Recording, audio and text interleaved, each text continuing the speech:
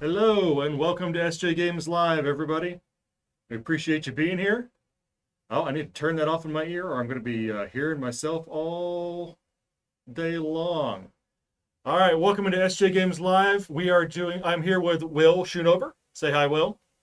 Hi. Car Wars line editor and writer of the scenario book and several other things. And today we are doing one of our Car Wars deep dives on structure, upgrades, and accessories. So these are all the non-shooty things you can put on your car, basically. And we're going to start with structure because that's a lot of your defensive options for the car. I want to welcome on in Howitzer Explosion guy. That's I will. How many A's are in WOG? It depends. Depends on your Okay, enthusiasm. got it. So There's probably never a chance for there to be too many A's I in the think that's WA. probably fair. I think that's probably a fair assessment. It is our last stream of the year, so we decorated a little bit. And you'll have to excuse any little hiccups. Brandon is unfortunately out today, so we're running everything solo in the office here. So it's maybe a little bit hiccupy, but we'll make it through it. Tiwahu, welcome on in. Good to see you. Tiwahu's got a really great little piece of software that he's made to test builds and things. Uh, you can check that out on I believe he posts links to it in the Car Wars section of our Discord. Yeah. Things that don't shoot, but why? Because sometimes people are shooting at you, Yeah, and and some also of these things make your shooting better. yes, the upgrades and accessories often make your shooting or driving better. So if you want shooting, we got a couple others on shooting stuff. But today, again, we're going to start off with upgrades. Or sorry, no, we're going to start off with structure cards. So we are going to pop right over to there. Uh, get this out of shot. So these are everything in that's not in the new sets for structure options.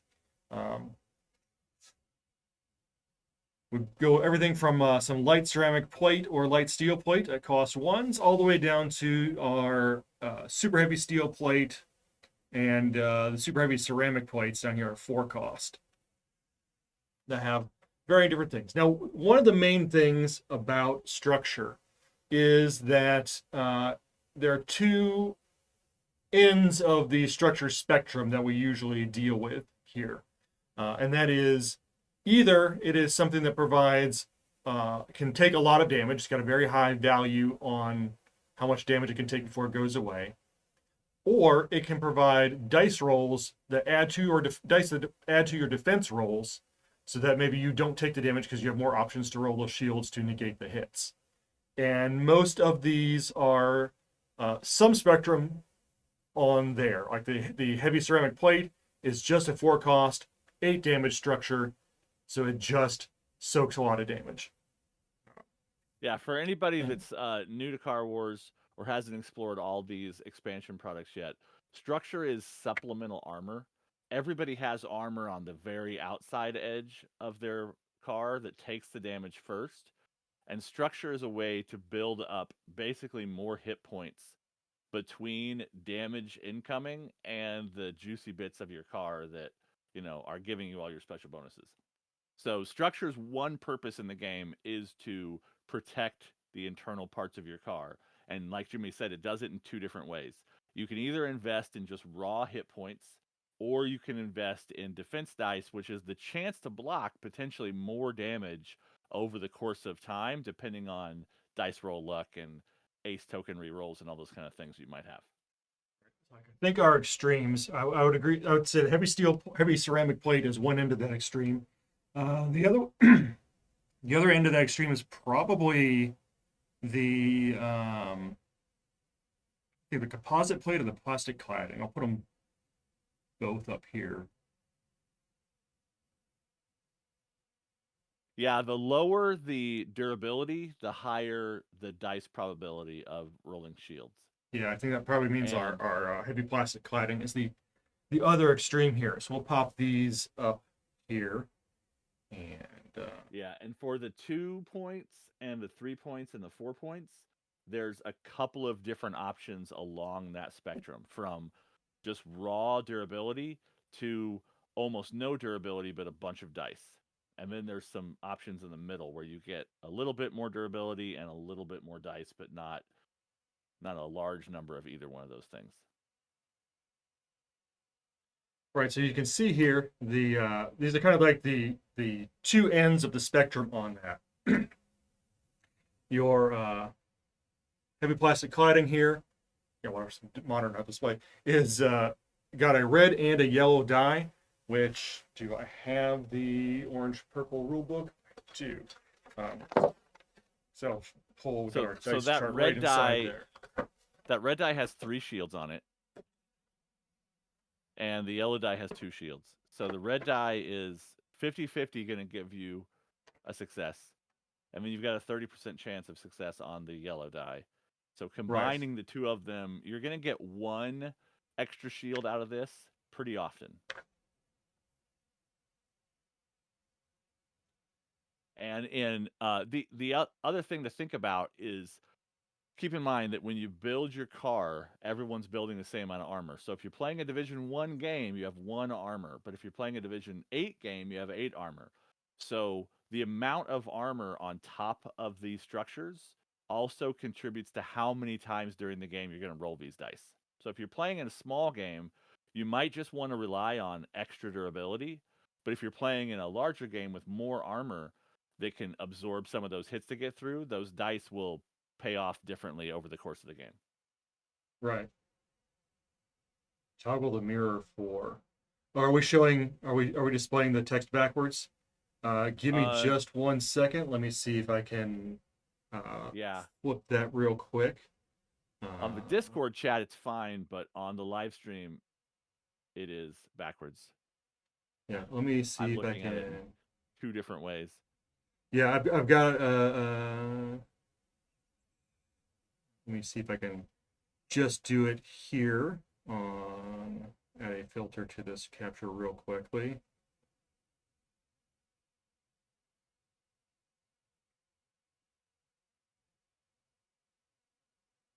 See if OBS will cooperate. Yeah, I'm gonna see. Oh, are we? Am I showing OBS? I'm sorry. No, I'm just You saying. I'm okay? guessing You're not. you're running that through OBS. I am running that through OBS, so I'm seeing if I can do a flip on this, or if we can.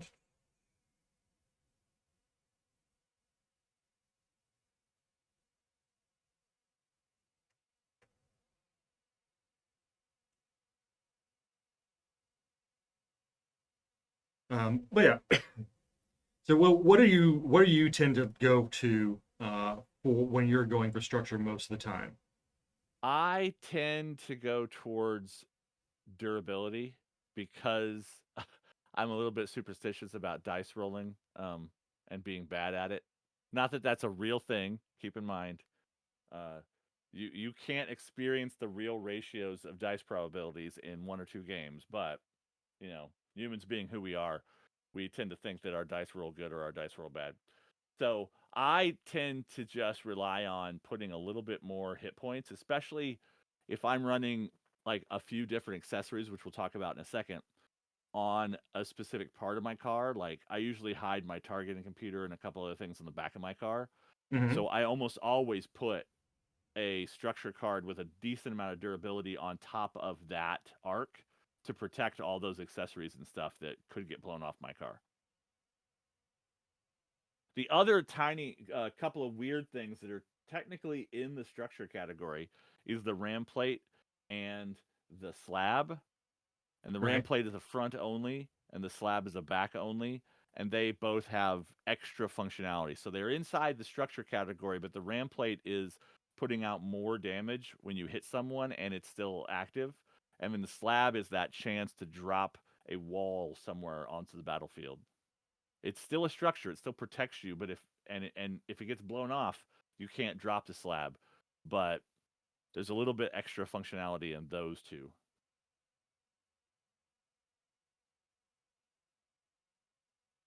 Well, I'm just going to do a little bit more magic than usual, so we will pop up to here. then, I see why Brandon did it this way now. So there you can see the proper forward direction things. Yeah, you can read those.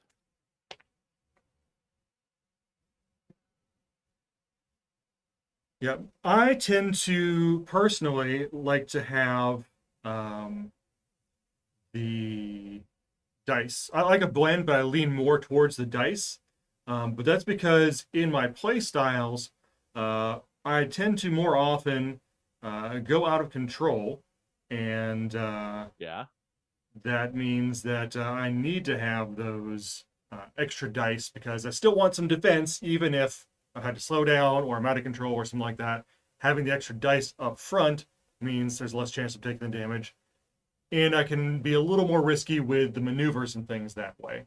So that's where I tend to lean on towards those most of the time, especially for games where we are here doing on stream and they're made designed to be quick, fast, and make bad decisions.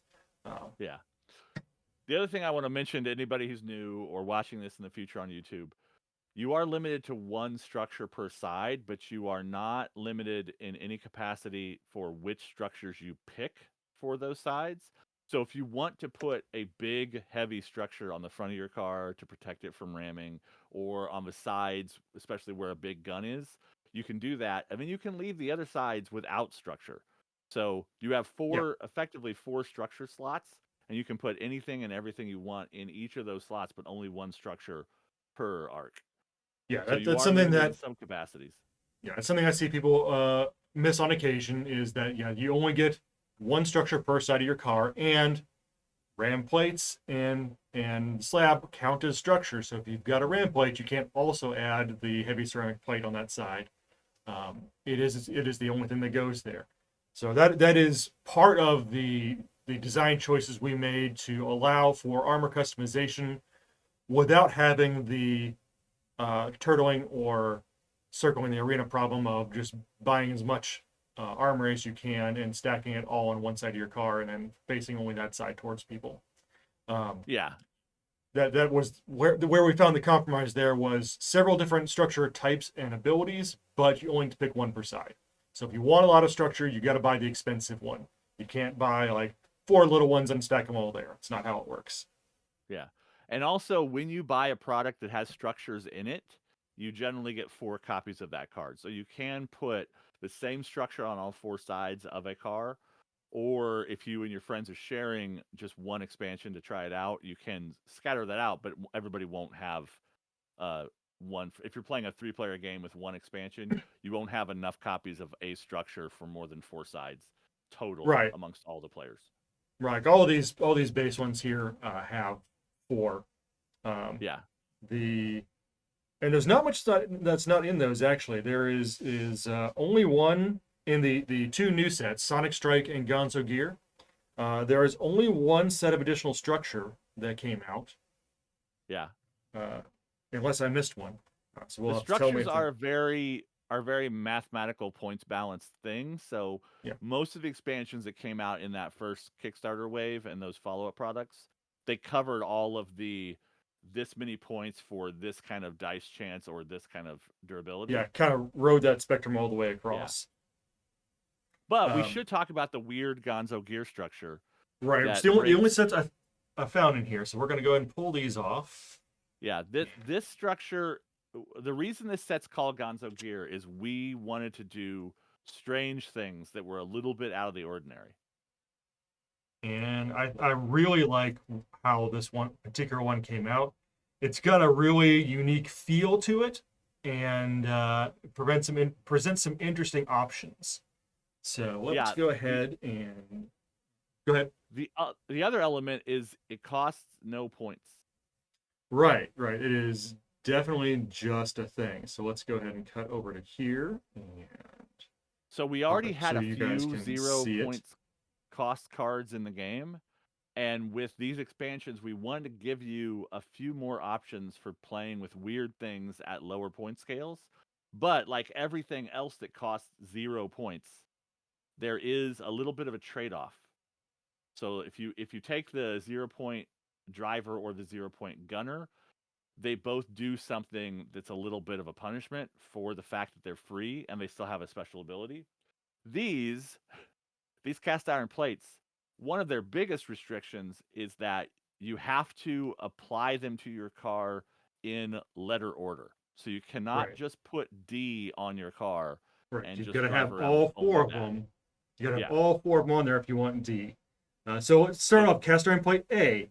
You can't equip more than one copy of this card. And at the end of the round, you reduce your speed by 1. So it is constantly slowing you down to have yep. this Now structure on your card. But it's 0 cost for for soaking yeah. 3 damage. It's 3 extra durability completely for free points wise, so you can get a little bit more onto your car and have that. But this stuff is kind of the theme of Gonzo Gear is also kind of like junkyard, changes to your car. So you welded a giant piece of metal on it, and that makes it not necessarily the same performance as high end gear attached to a car in a really professional way. Right. Um, but even this, you're going to reduce your speed by 1. It's free to accelerate by 1 at the start of your movement phase. So Yep. what that's going to affect is the control you get at the beginning of the round, because your speed is going to reduce by 1, which is going to potentially change some of what's available to you in the speed dial of your dashboard. If you're going speed 4 or 5, you might uncover something. And then you can speed back up by 1 during your turn. So you can maintain a speed with this on. You're just going to have a little bit of wonkiness in between the rounds. Uh, Accelerating is going to be tricky. You're going to have some other way to accelerate your car faster or take the damage from doing a double accelerate on a Yeah. movement turn. So the second one here is cast iron plate B. You have to have purchased and equipped cast iron plate A to put this on. You can't have more than one of these. And during your adjust speed step, you lose a control. Yeah, so this one, same theme of you got a giant piece of metal on your car, so maybe it's not as easy to drive.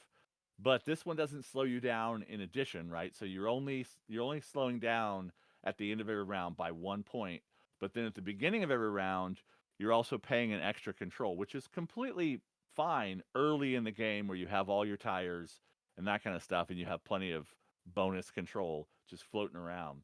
But as people have seen on our live stream games and other places, toward the end of the game when your tires are shot up and that kind of stuff, you're not going to have as much control, especially if you're fighting fires and those kind of things. So, luckily for most people, this will probably have been shot off by the point where it's really chewing into your control. Right. And to So it's clarify the it's that kind of restrictions, gamble. you don't have to once B gets destroyed, you don't have to take off the other things. It's just when building, Yeah, you can't put it on your car unless you have put this other one on your car first yeah. or Yeah, and as well. cards are only ever applied rules wise while they're actively on your car. So if something gets blown off, it doesn't have any of its negative or positive rules anymore. And if something gets this actually came up in a Facebook discussion or Discord discussion. If say a one shot weapon like a rocket has already been used and is flipped over, uh, it is gone. If a card's flipped over, it is not there for all intents and Yeah, purposes. So you do not still have that 1 point of armor or 1 point of weapon damage to take on that flipped over card. yeah, Someone was arguing, well, I didn't. It wasn't destroyed. I just shot it, so the rest of the equipment should still be there and can still soak that 1 damage. That's not the case. A card's flipped over. It's not there. None of its yeah. abilities are We don't there. we don't get granular into tracking ammo and stuff in general in Car Wars 6th Edition. Right. We just play it as cards that are flipped over are effectively gone. You could just put them back in the box or whatever. Um, it's just an easy way to track and to be able to reset your car if you're going to play another game afterwards or whatever, to just flip your cards back over to their active sides. But yeah, Right.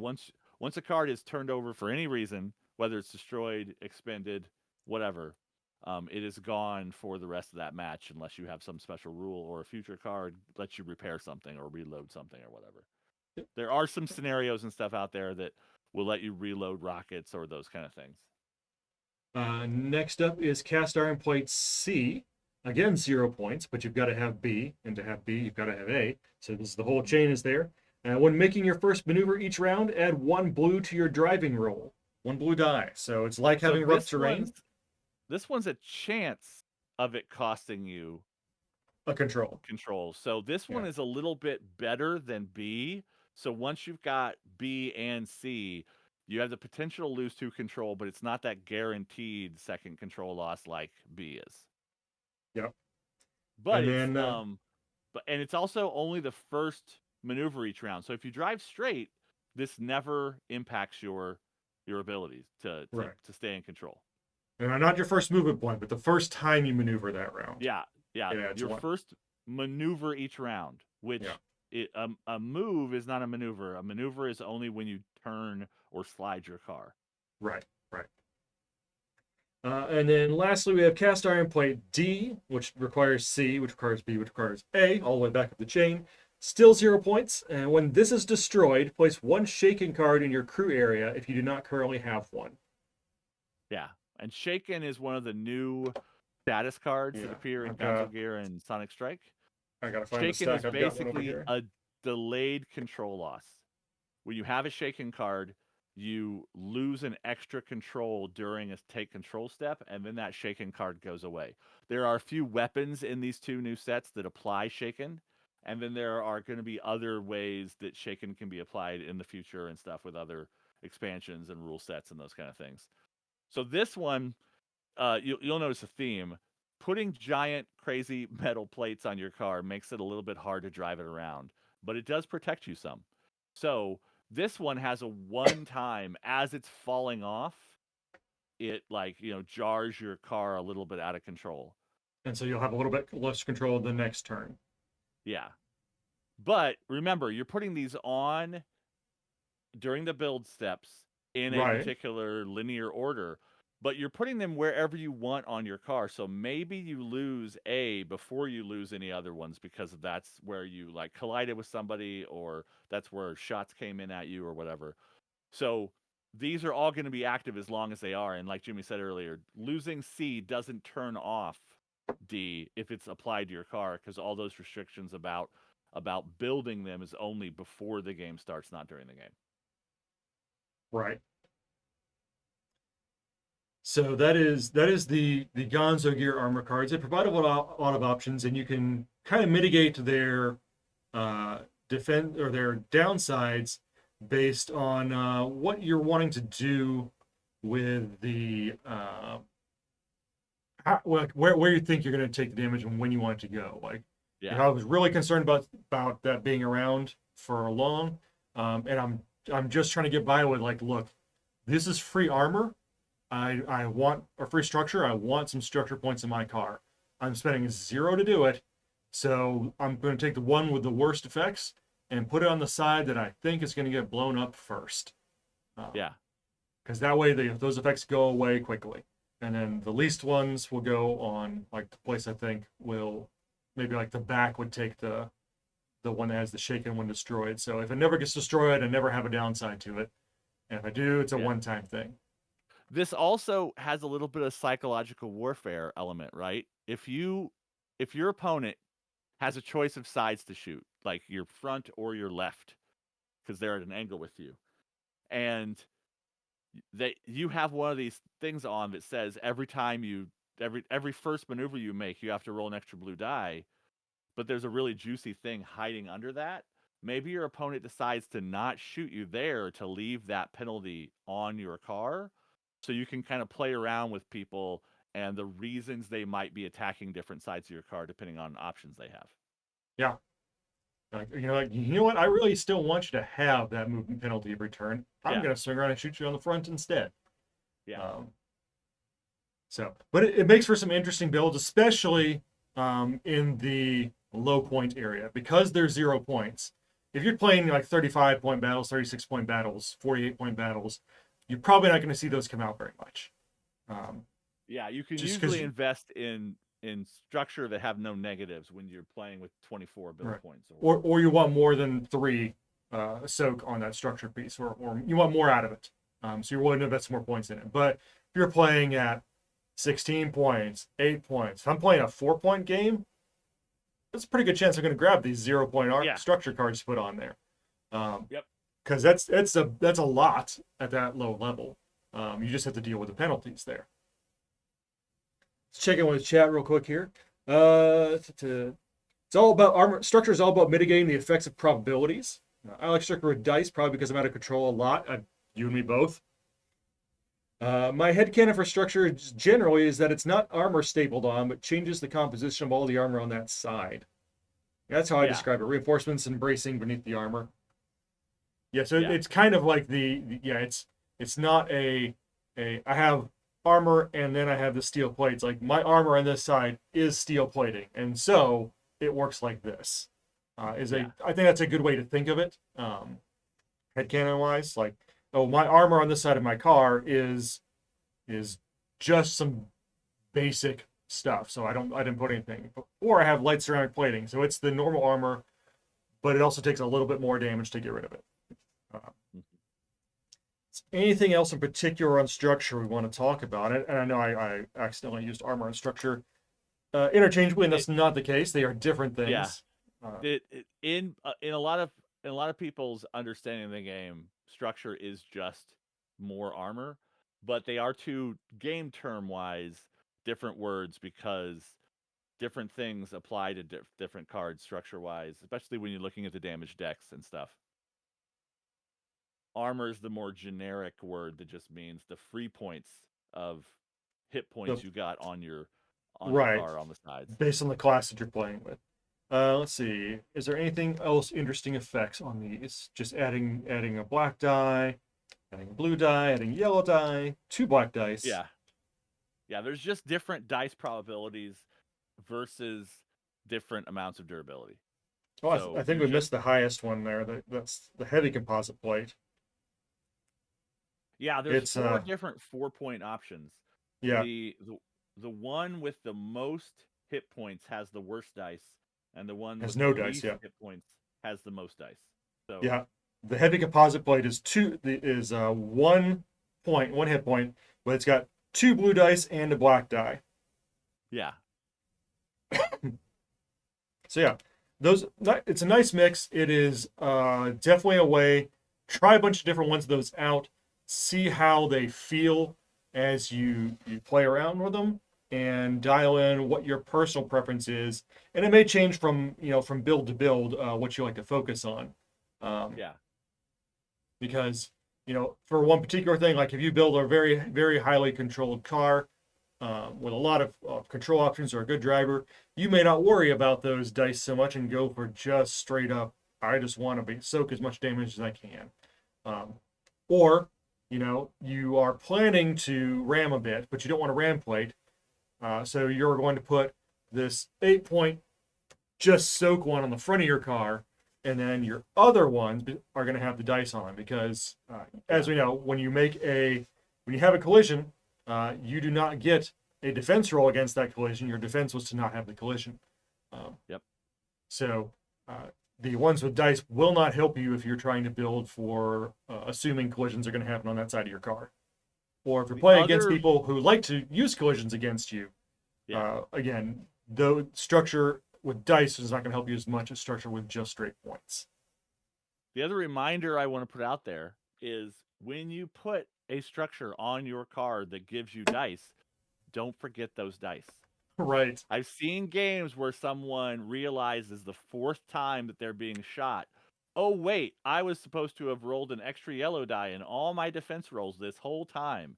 And it's a little hard to go back and retroactively bookkeep and change all those damage rolls. So we don't forget what, like, once you put it on your car, sometimes you have to remember that those dice. That's the other reason I like the straight durability ones because that's a during damage allocation step that is easier to remember than, oh, you're shooting at me, let me grab all my defense dice, and I also have to remember to look down and see that I get two blue dice or whatever in every defense die roll that I make on my right side.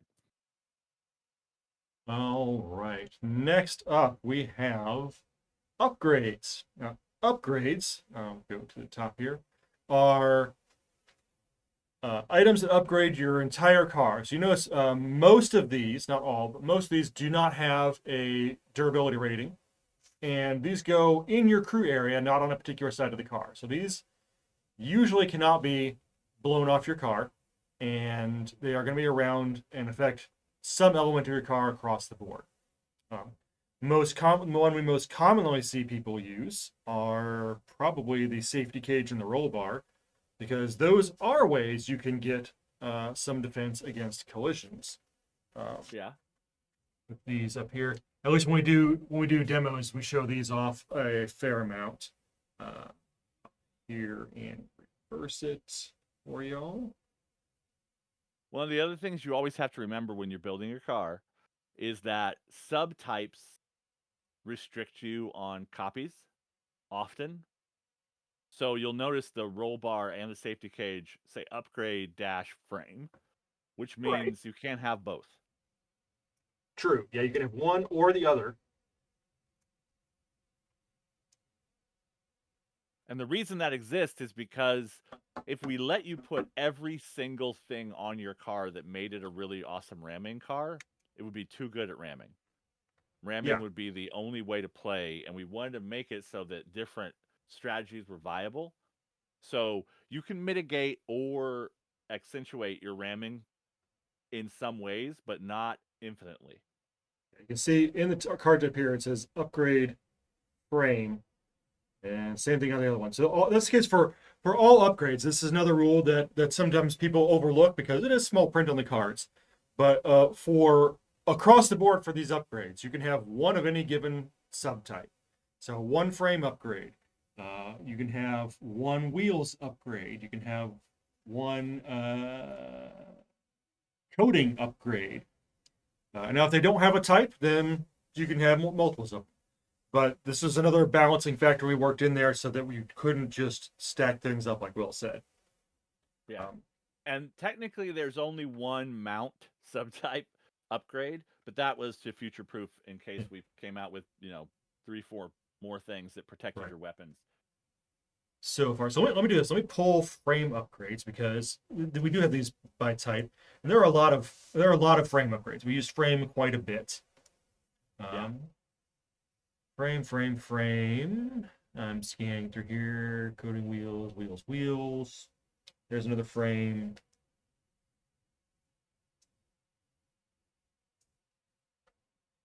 All right, so we have these two that we've looked at already.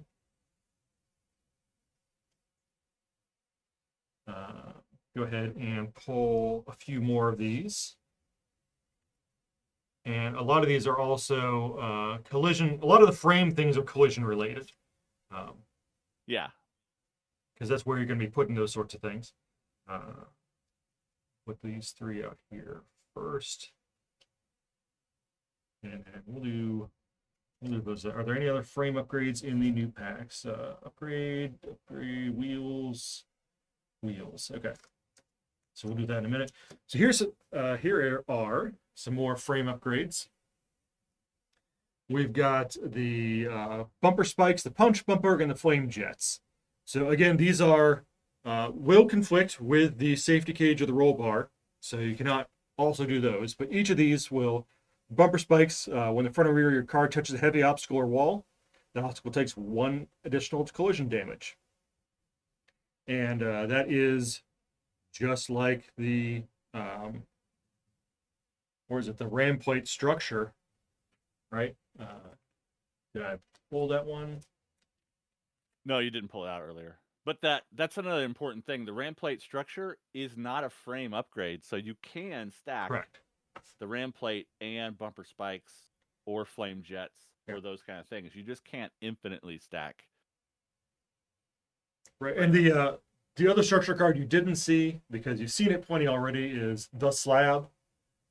Yeah. Hi, Hunter. How's it going? Merry Christmas. But the slab we covered in our drop weapons series, but it is a piece of structure on the back of your car that you can drop to become a dropped weapon. But yeah, so you can combine the ram plate and the bumper spikes to do 2 extra damage when you hit somebody with the front of your car, and 1 for the rear. Or you can do punch bumper, which it gives an explosion result when you do the damage. Or you can use the flame jets, which start to fire when you touch an obstacle with that side of your car. So you can have a lot of mixes in addition to the ram plate, or instead of the ram plate, or any of these, or in addition to the ram plate, but instead of any of these, you put on the safety cage, the roll bar to mitigate some of the damage coming back at you. But you can't do all of those things. So next other frame upgrades we've got are not collision related ones. We have the chassis brace and the strengthened undercarriage.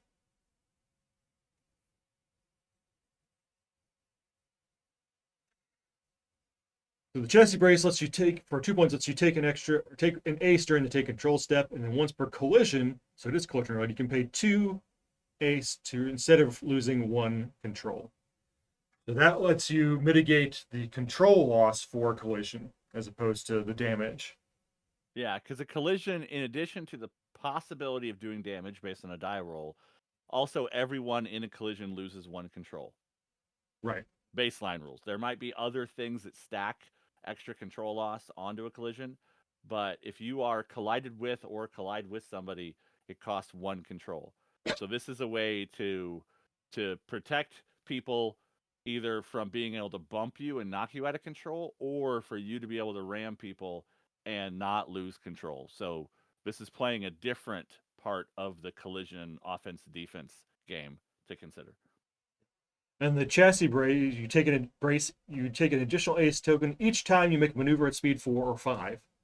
So this lets Yeah. you, if you're trying to do some ace token generation, this will help you out with that at high speeds. Yeah, don't buy this if you don't like driving fast. Yeah, if you are if Won't you're a do speed anything. 2 or 3 person, that is a waste of a point for you. Yeah, All right, looks but like our next big. Go ahead. if you're gonna run flat tires and all the other things that say drive real fast, then slap this on your car, because more ace tokens, as long as you stay in control, are always more defense. Well, they are defense rerolls as long as you stay Yeah, in control. Right, right. yeah. As long as you're in control, or you have those structure cards that add dice to your defense rolls, then ace tokens are gonna let you get the most out of those defense dice. And there are other things like the undercarriage that have rules that let you spend ace tokens to do other stuff. So more ace tokens is usually an okay thing, but you also have to consider what you're trading off, right? If you just put that, I get extra ace tokens when I make maneuvers at high speeds on your car, then you can't combine that with the undercarriage to then use those ace tokens to mitigate control loss. So you always have to consider what you're getting ace tokens for and what you're spending ace tokens for. Right. Let's see. Next up, we have wheel upgrades. We've got several of these because it's a driving game, so upgrading your wheels is definitely a thing you can do.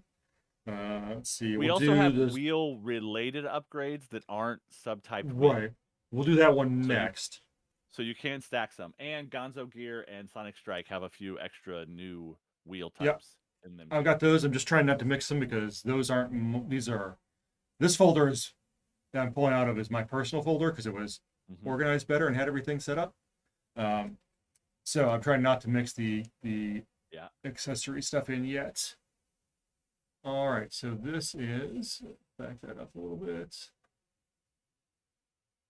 Uh, our first wheels upgrades.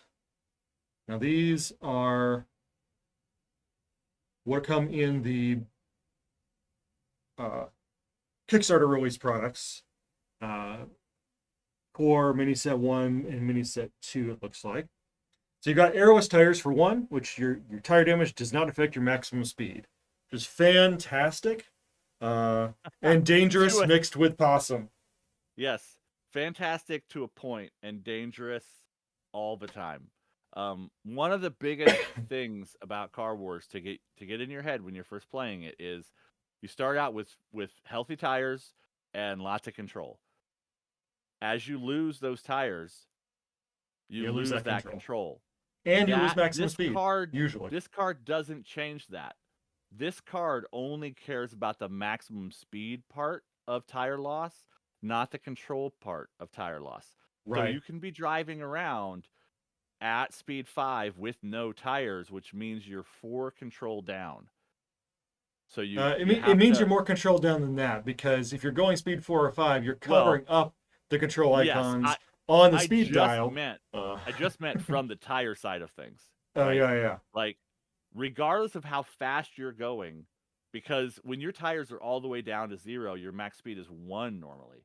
right. So Uh, if you're deciding even to go speed 2 or 3, you're rolling more yellow dice in your maneuver rolls, but you don't have the control tokens for free that you would normally get from your tires to compensate for any skids you roll while you're trying to drive around. yeah, and if you're going speed 5 and you have these and no tires, unless you have crew or accessories that give it to you, you're starting with Yeah, 0 control. So you're you just out may. of control to start your turn. Can't put fires Yeah. out. That may be how I lost my crew members in that double Mm-hmm. drum match, is I did not have enough control to put out the fires that were on my car. Um, Yeah. The gyroscopic stabilizer is a really good thing to combine with the airless tires because it gives you control at speeds 4 and 5. what you need So sometimes. that just Uh, means if you're all out of control like that, you want to drive fast because then it gives you more control. Uh, Losing tires completely in the first game I played taught me that lesson. The kid was using shred, which didn't help. Yep. Yep, that's how you lose tires. Tires aren't always lost through your own bad choices. Sometimes your opponents help you lose your tires too. Yeah. Next up, we have the high density radials. You take 2 ace tokens during the take control step, and then each time you make a driving roll, you may pay an ace token to ignore. You can pay ace tokens to ignore wrench results. Ignore 1 wrench for every 2 ace tokens spent. So this is it gives you 2 to start with. So basically, it gives for free with this. You can ignore 1 wrench result on a driving roll, and then you can continue to pay more if you have more ace tokens to ignore more wrenches on driving rolls. So this will help you. These radials will actually help you protect the tires themselves, because that wrench on a driving roll becomes 1 tire damage for Yeah, each one. So these are and basically tires that are more resistant to not leaving themselves on the pavement. yeah, and if you never roll wrenches during your maneuver rolls, then you have those ace tokens to spend for defense or whatever else you want to spend them on. Yep. Next up, we have the run flat system. You take 1 ace during the take control step, and if your tires are at 0 at the start of your round, you set your tire slider to 1. So that will Yeah, prevent. this is handy because it keeps you at 1 tire, which is 1 control, Right, and speed and it 2. gives you that 1 ace just to spend on whatever you want. Yeah, and I believe you're not at speed 1 until you're at 0 tires, if I'm remembering correctly. Yeah. My dashboard's not in this one. So it'll also keep you at speed 2. So those are pretty good for a tire upgrade. Next up, we have the wheel hubs. When you take tire, so this is one of the few upgrade cards that can get destroyed, but that is actually Yep. the purpose of this card. When you take tire damage, apply it to this card first. So this is just going to soak the first 2 points of tire damage you take in a match, and that's all it is. And It is and 2 points to soak the importantly, damage. that's from any source. That's from shred weapons, that's from driving, that's from Yeah, anything. So, anytime you take tire damage. this is basically just Yeah. giving you 12 hit points on your tires at the start of Right. the game. Yep.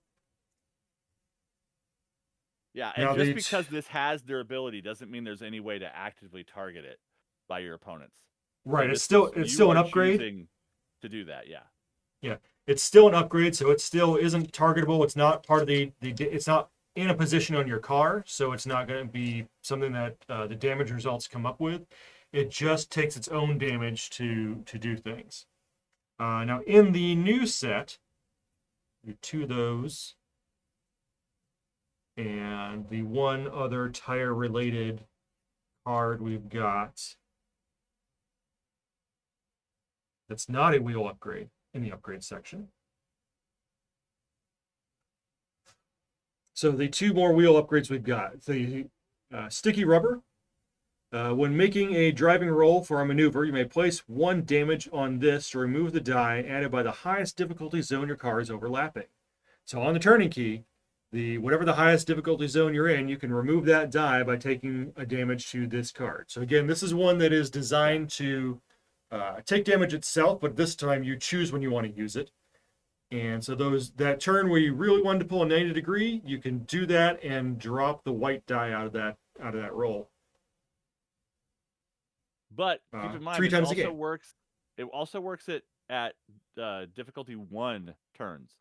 So if you are afraid of going out of control, if you only have like 1 control token left and you need to make a D1 turn, you're adding that green die that has a couple of skids and a wrench on it. You can use this to take that out because Yep. it doesn't say anything about what the difficulty of the turn is, just the highest die. So if Right. you're putting 1 that is the highest die, you can take that one off too. Now, I will say that you cannot, this, in my reading of this, and maybe you can correct me, Will, is that you are not going to be able to use that card to mitigate a slide because there are no dice being added from the maneuver in a slide. It is just your speed. Yeah, a slide is a difficulty 0 maneuver. So there's no So dice being added by what you're overlapping on yeah, the because that turning key. card specifically says the difficulty zone. Yeah. So if you're sliding at speed 5 over sharp rocks on a icy road, that's With a a beer hazard. fridge. Yeah, that's a hazard and terrain and other things adding. It's not the difficulty zone. So Right. So no, this is only the 4 arcs on the knife end of the turning key that it right. applies to. Yeah. So But there is that's the majority of the reasons you're going to add dice to a maneuver are correct. Yeah. Yeah. the difficulty of the turn, because some of those other things like terrain and hazards and stuff aren't even going to be applicable in every game you play. Yeah. Yeah. I just wanted to clarify that one because I could foresee someone asking, "Oh, does it mean I can do this?" Like, no, it specifically says just the ones added by the zones on the turning key. Yeah, if I happen to get you to drive over my road spikes that I dropped behind me, this doesn't protect you from that. Right. And then we have the racing slicks. At the end of your adjust speed step, if you increased your speed by any amount, you may take 1 power plant damage. And I have to zoom in on that here. That's 2 tire damage. And 2 tire damage if you do take 2 control. Yeah.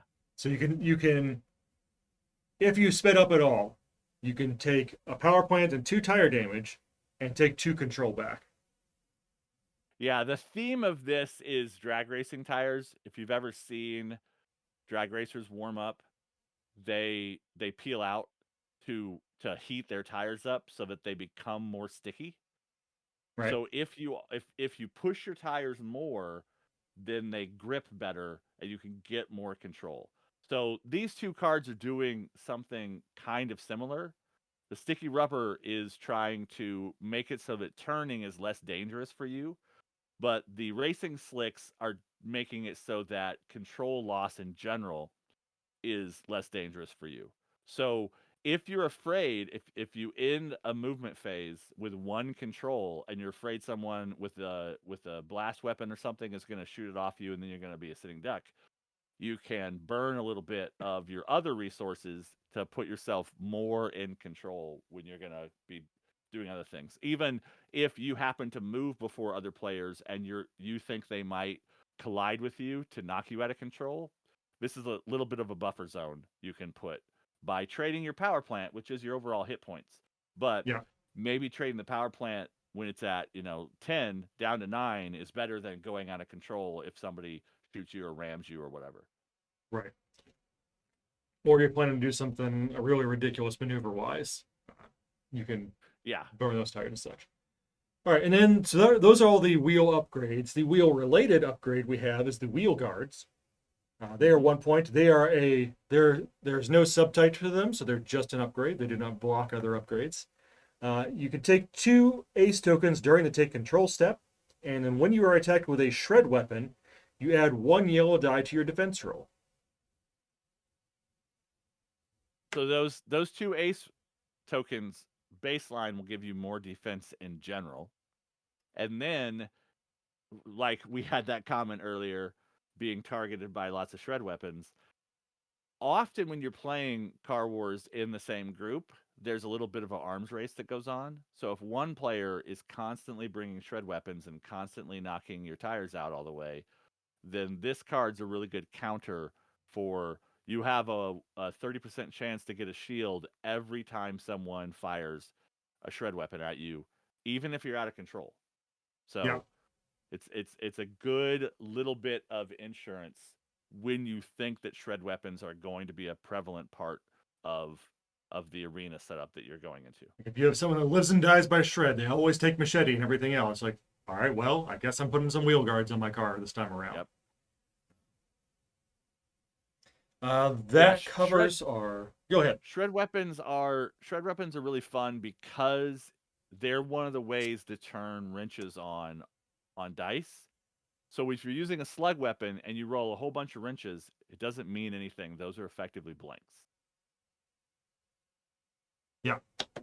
But if you want to have, more successes on each die, and all that stuff is mathematically balanced, so it's not just, oh, shred weapons are better. It's just Right. a little bit less of a sad moment when you roll wrenches if you have shred. And if your target has no way to block damage on their tires, then it's a really good way to slow people down and make them a little bit easier to shoot in the future. All right. Next up, we have another subcategory of upgrades here. These are the coatings. The coatings are real specific. Sometimes it's a little bit of a gamble to take a coating unless you know, like I just said, one of your friends or one of your opponents is really going to focus on a specific weapon type. Yeah. Now, I've heard Randy talk about these before, and one of their concerns in designing these is these are something that existed in concept in previous editions of Car Wars, and they really wanted them to be in this edition. The problem that Randy and Sam had with them was that if you spent the points on it and on a laser reflective coating and nobody showed up with lasers, you wasted 100% of those points. It was absolutely useless. So that's why they've done these the way they've done them. So if we look at the laser reflective coating, that's the first one there. When attacked on any side that has at least 1 armor point remaining, you add 1 black die to your defensive roll. When attacked by a laser weapon, add 1 white die instead. So this will do something regardless. It'll add a black die, which is a 1 in 6 chance of a armor result showing up, or shield showing up. But if it is a laser, you add a white die and makes it much more effective. So the coating isn't useless if nobody shows up with lasers. It's just not as effective. It's just extra effective if someone does. So it tries to mitigate that gamble cost a little bit, giving you a chance that even if they don't show up with the lasers, you still get something out of it. You're not left high and dry.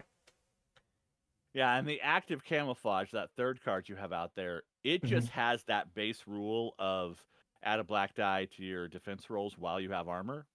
Right. So it's it's the generic version of this special rule that doesn't care what weapon you're being targeted with, whereas the other 3 are anti-laser, fire, and shock. Yeah, and that's what these are. These are specifically countering. You have the camouflage, which is just in general. As long as you've got armor, not structure, armor, on the side of your car you're being attacked on, you add a black die to the roll. So it's like having an extra. What is the card that gives just a black die? Light steel plate gives you 1 black die, but it's like having it on every side. Just doesn't soak any extra damage. But once your armor's gone, the coating's gone. That's why these are a little bit more expensive than you might think of them, because they're not structures. So this effect is multiplied by 4 at the start of the game, and because it covers every side of your car. Yeah. So the bigger the game, the longer this effect will last. Right. in So you're not going to general. see these as much in low point games because if you only have like 4 points of armor, Yeah. after a shot or two, it's just gone.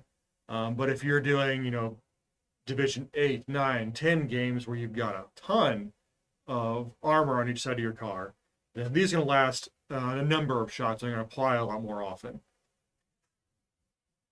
So yeah, that Yeah, that is all the coatings that exist.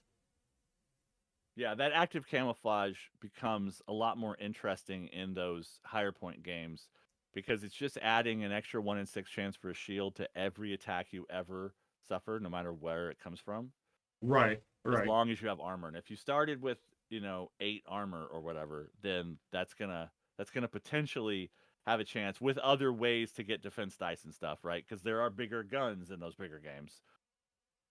But it's a chance for that effect to last a decent amount of time. right. And it's in those bigger games, 2 points isn't a lot. So that's a nice kind Yeah. of all right, and an extra die on top of whatever else I do with my structure cards and such.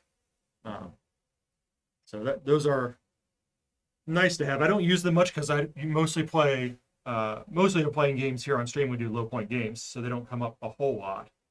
Yeah. Um, but those are the uh, coding category.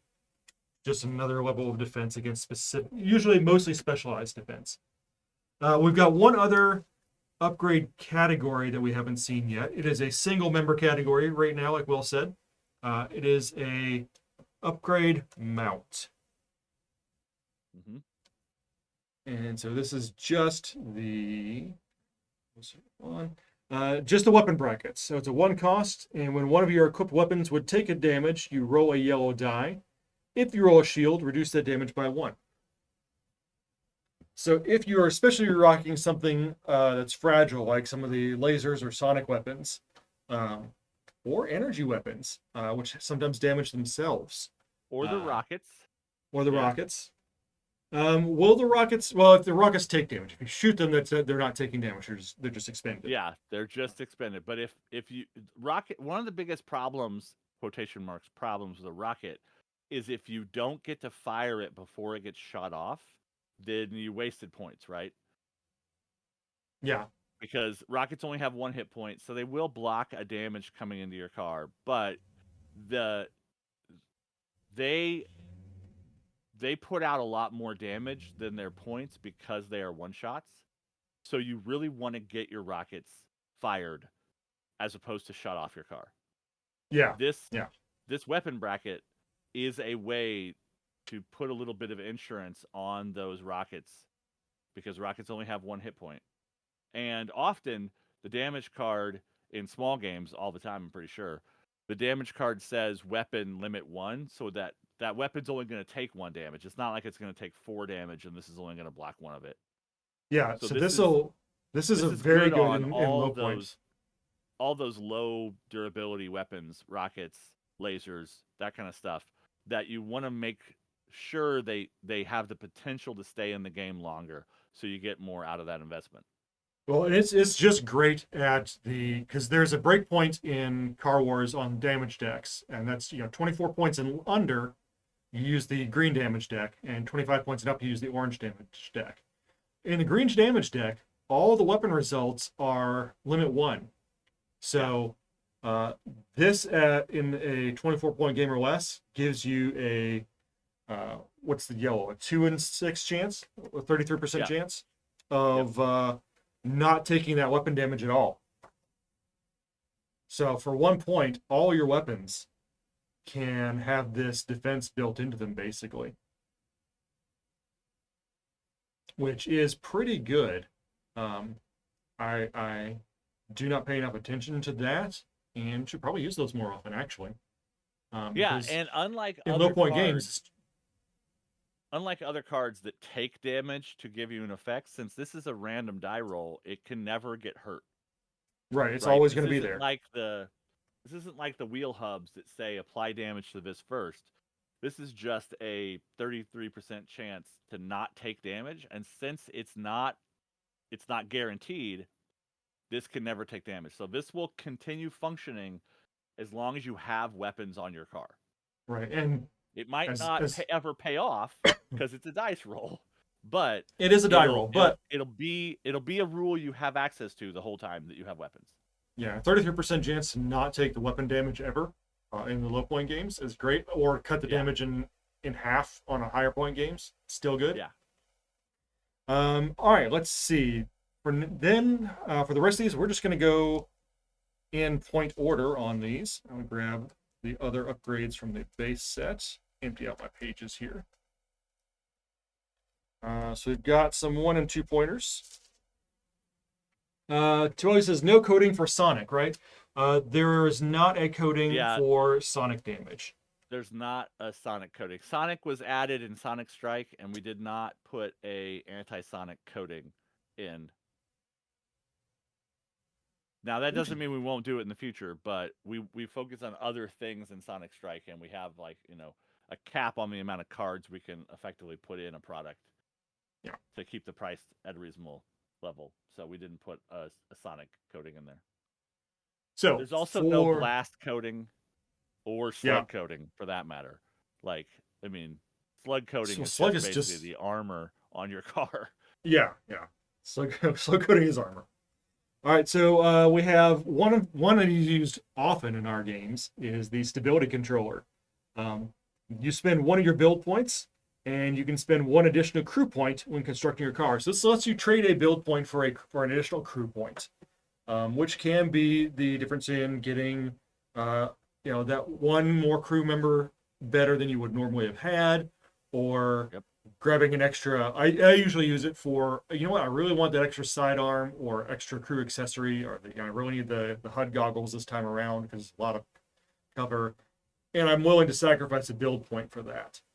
Yeah, if you want to buy expensive crew and keep them alive longer, the flak jacket, which gives all your crew 1 more durability, is a good. It's a 1-point card, so it's a good thing to stability control. Trade 1 of your build points for that flak jacket point if you've invested all of your crew points on expensive crew.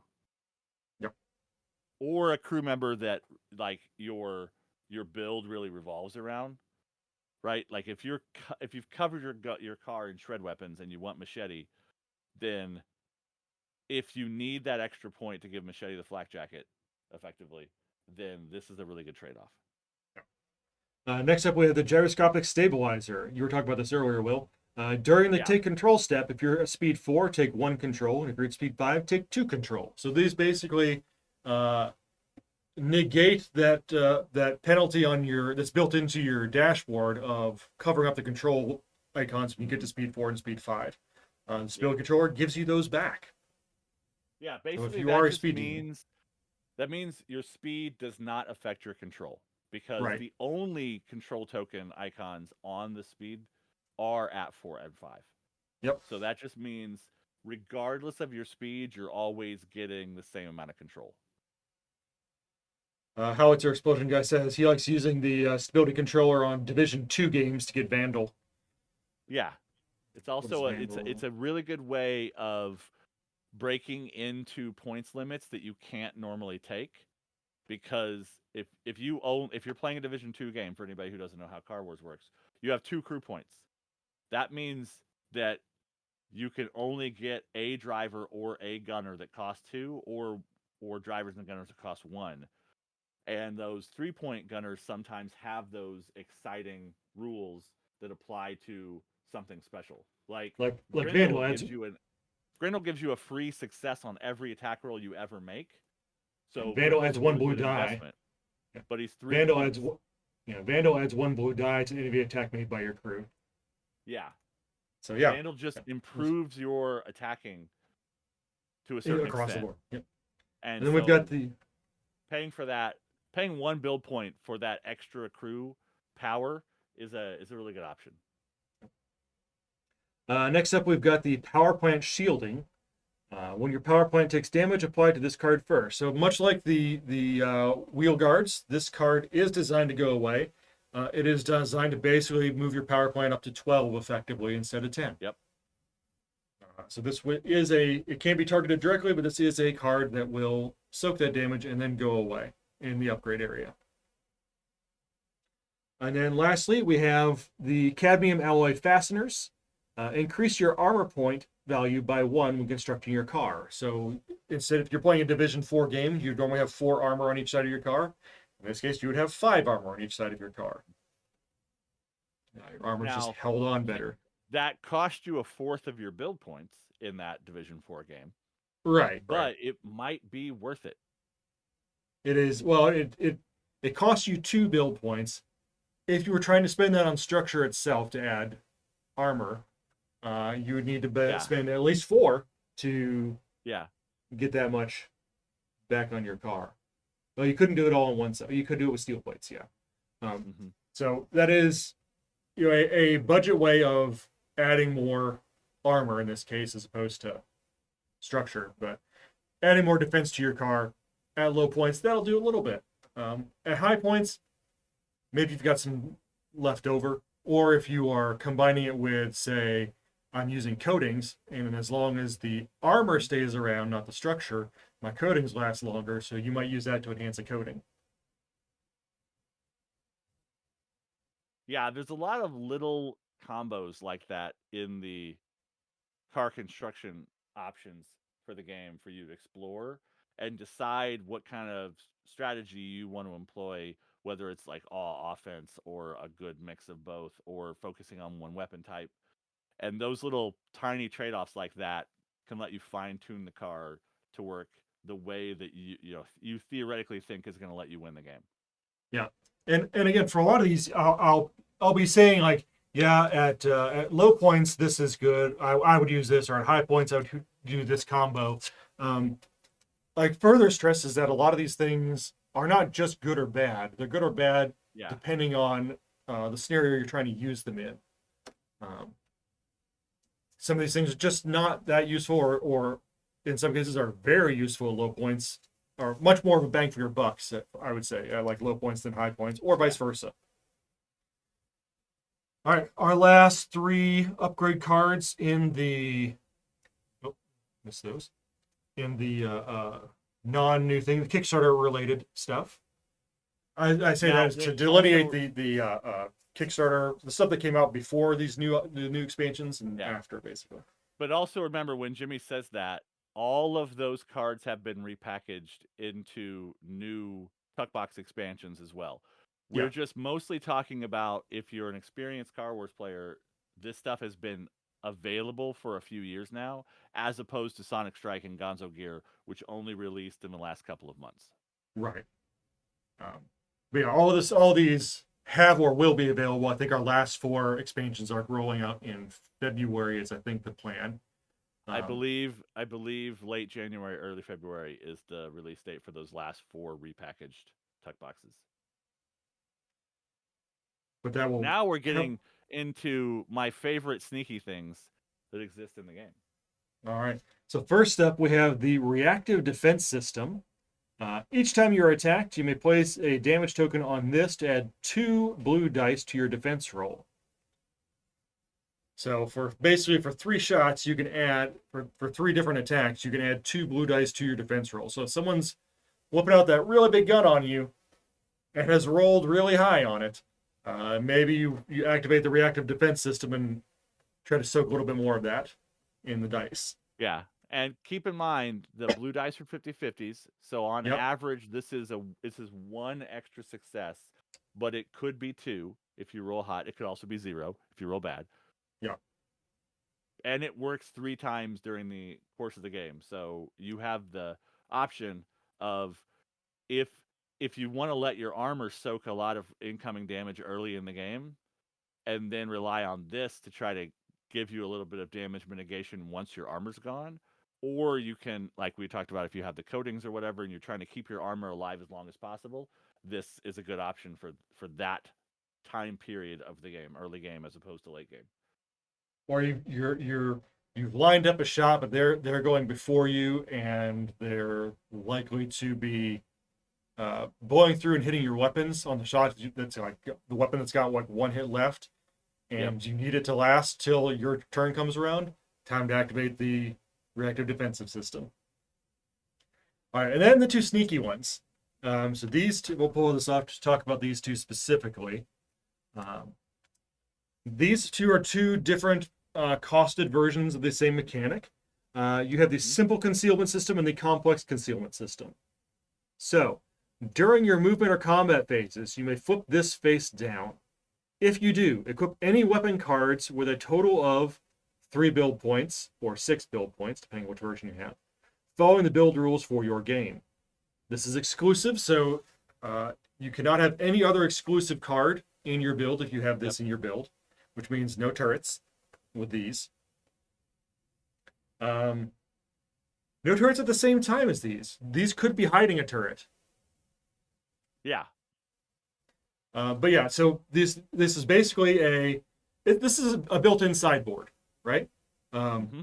you get to have and you get to watch the game and with the sideboard of your entire deck basically. You get to watch the game and decide at some point, okay, I spent these 4 points. You can spend 4 points for 3 or 8 points for 6, uh, and have that many not single card but weapon cards, specifically weapon cards that Yep. total 3 build points added to your car. So you could pop up a turret, or you could, oh, it was a hidden turret, or you could drop out, uh, my structure all went away. Here's a pair of light machine guns on each side to soak the damage from my weapons for a couple turns. Um, or, you got my big weapon. Well, here's my backup weapon that you didn't know was there. Yeah. The thing I like the most about these is late game. Like, let's say I came into a game with a decent amount of build points, right? We were playing Division 6 or whatever. So, right, I had like 24 build points.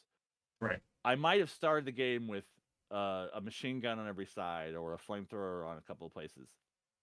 Late game, I might not have those weapons, and you might be hiding in my firing arc that those weapons used to be on. So these are a really good way of having a weapon in a firing arc when you need it, and that weapon could never have gotten blown off. So Right. Because these if are upgrades, so there's no way for these systems to yeah, take damage. these are also not you don't select the weapons beforehand.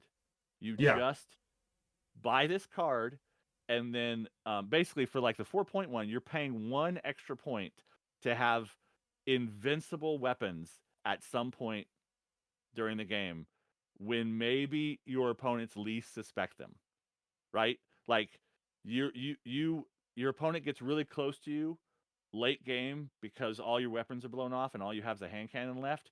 Now suddenly a flamethrower pops out of the side of your car and hits them when they're least expecting it.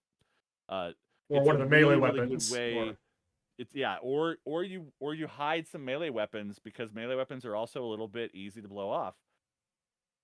You hide those melee weapons until you can guarantee being close enough to somebody to then that panel flap open and the flaming chainsaw shoots out of the side of your car and cuts into somebody and wins you the game. These are really good insurance cards for a lot of ways, for the firing arcs on your car, for protecting weapons that you want to make sure no one can shoot off of you, to all kinds of things like that. they're just good flexibility, and you Yeah, get to decide when they come out. Uh, yeah. You so could do it's this first turn, right? yeah, you can just immediately boom. There's more. Now there's Yeah, I would say if you're planning to do a first turn, just put the weapon on there because yeah. you're spending an extra Generally, point for it, right? Um, generally. But this is also another one of those, like, make your opponent second guess you, all right, right? what's Like if you what if could you have happen?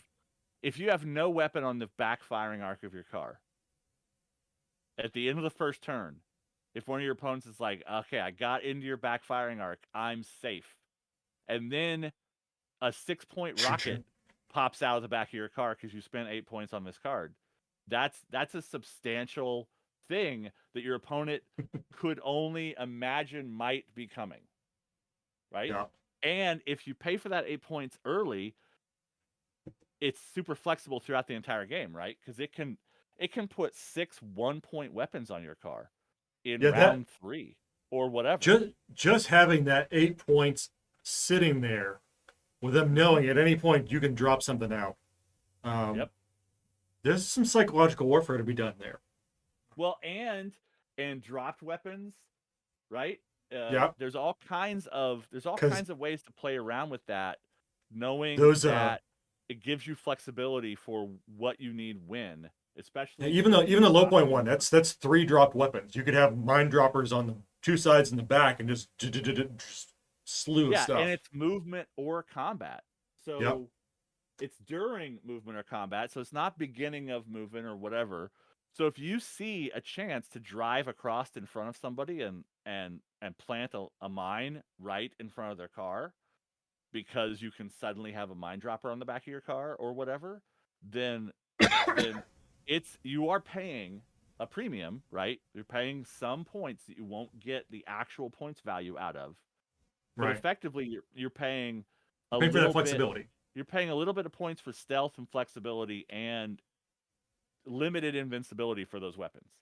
Right. So it's Yeah. I think it's completely worth it, especially once you get above like 12 build points to drop a secret 4 points of flexibility on your car in some capacity. Because it could be anything at all, any weapon at all you've got in Anything, here. anything, anywhere, right? Yeah. And I mean, a new Sonic weapon, a classic slug weapon from the core set, like whatever you want, whenever you want it, wherever you want it, for just like a couple extra points. Yeah. So yeah, it's a great option for a lot of reasons. All right. Next up, we're gonna go to Gonzo Gear because it's got a few Yeah, upgrades in there. Gonzo Gear's It's got back some in weird here. stuff in it. So we have the defibrillator first off. When one of your crew members would be destroyed, you may remove 2 damage from their card. If you do, take 2 power plant damage and flip this face down. So it's a one shot, revive your crew member almost all the way back to life. Because most crew members have 3 health, so that is a especially if it's your last crew member. Yep. Because it's It's not when it is destroyed, it's when it would be destroyed. Then you yeah, click the defibrillator on, you're not out of the game yet. yeah. So for a point, So you've got that sitting in the car, hooked up to your crew, yeah. willing, ready to jolt them back to life. Now it does hurt your car, but keep in mind, you generally have 6 crew health points and 10 power plant points. Right. Power plant can take big chunks of damage because power plant is the other no limit on the damage cards. Structure's no limit and power plant's no limit. So when your crew takes damage, they normally take 1 damage and then that damage keeps rolling. But as we've seen from watching Jimmie play this game, you can get eliminated when your car is perfectly healthy because your last crew member took their last hit point. Yeah. So Yep. this is a good insurance of, well, I still have 8 power plant, right? I'm not out of the game, but I just lost my last crew member because, you shot me. So I will completely trade those 2 power. I'll go down from 8 to 6 power plant To to not be keep out of the game. myself in the game, especially those rounds where you're late in the turn order and you get shot before you have a chance to shoot. Yeah. So this is that, oh, Well, you didn't get me and now it's my turn to shoot, so maybe I can take you out before you get another chance to shoot me. So it's a little bit of a delaying tactic and insurance. Like I keep saying this, but a like, large theme of a lot of cards in the game are insurance for the possibility of something bad happening to you. And crew death is a common way you lose the game. yeah. So just plug Like this defibrillator into your crew and your power plant and just trade that health back and forth. because the other thing I would say on it is a lot of times when you get near the end game, it's close. Everybody is hanging on by some thread or another, and at this one point, gives you that one extra turn of having your crew around because, especially in I think in both damage decks, crew is limit 1 on their I think so, damage. yeah.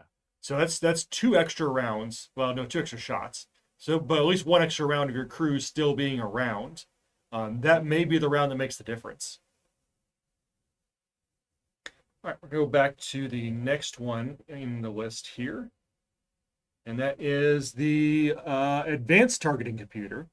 So this is an upgrade to the targeting computer. You must also purchase and equip the targeting computer. So you have to have that accessory, which we'll talk about in a bit.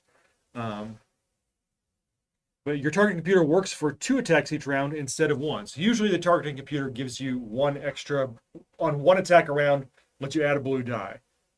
This upgrade means it gets 2. Yeah, and it's Now, a 1 point. The targeting computer is a 1 point card, so you're paying a point to add a blue die to one of your attacks. So this is letting you double that for double the points, but it does require the targeting computer to be around.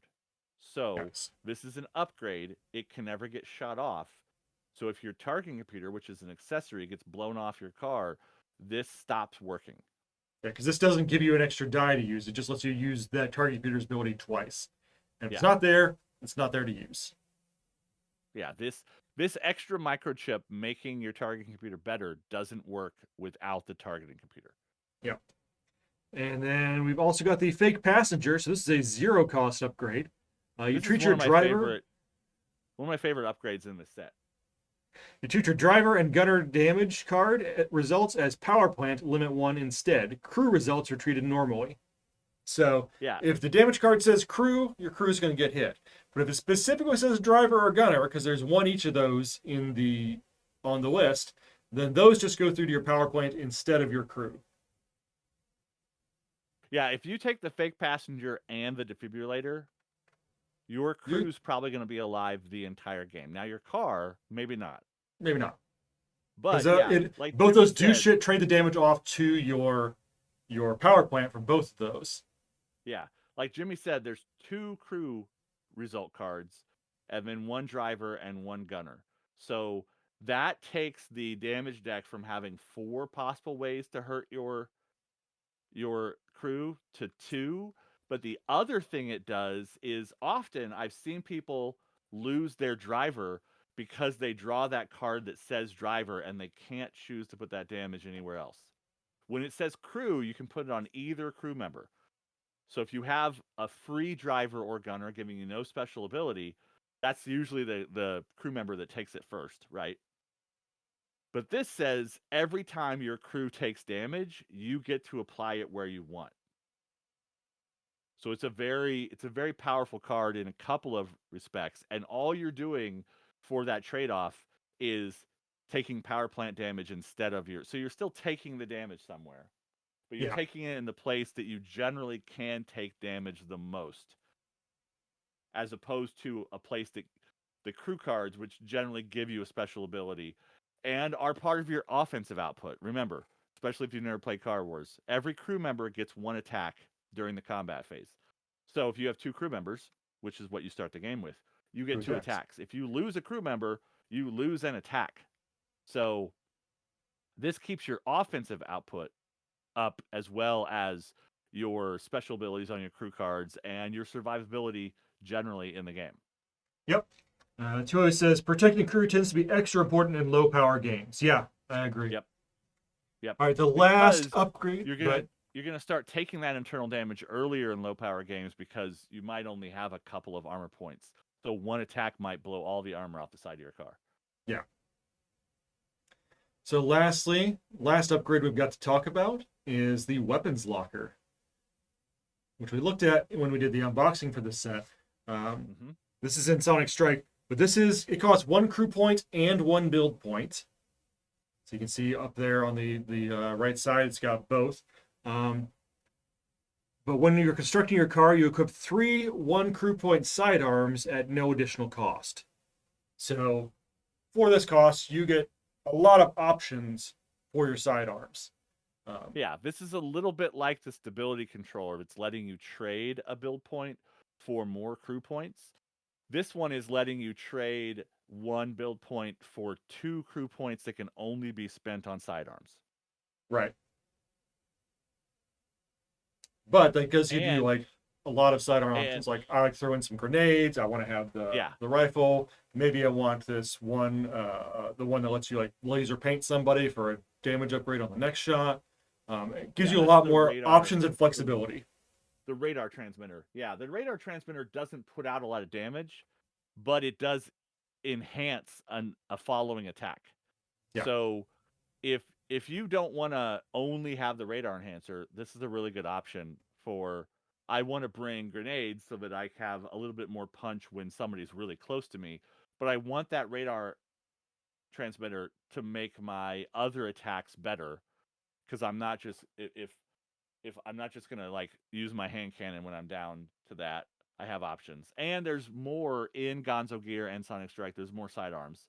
Yeah, There's the it's the katana. There's the RPG pistol thing. There's the double barrel shotgun, the double strike and stuff. There's more. There's more sidearm options to give you more flexibility in how you build your car. And this is just a way to say I want a Swiss Army knife of sidearms for the best situations. right.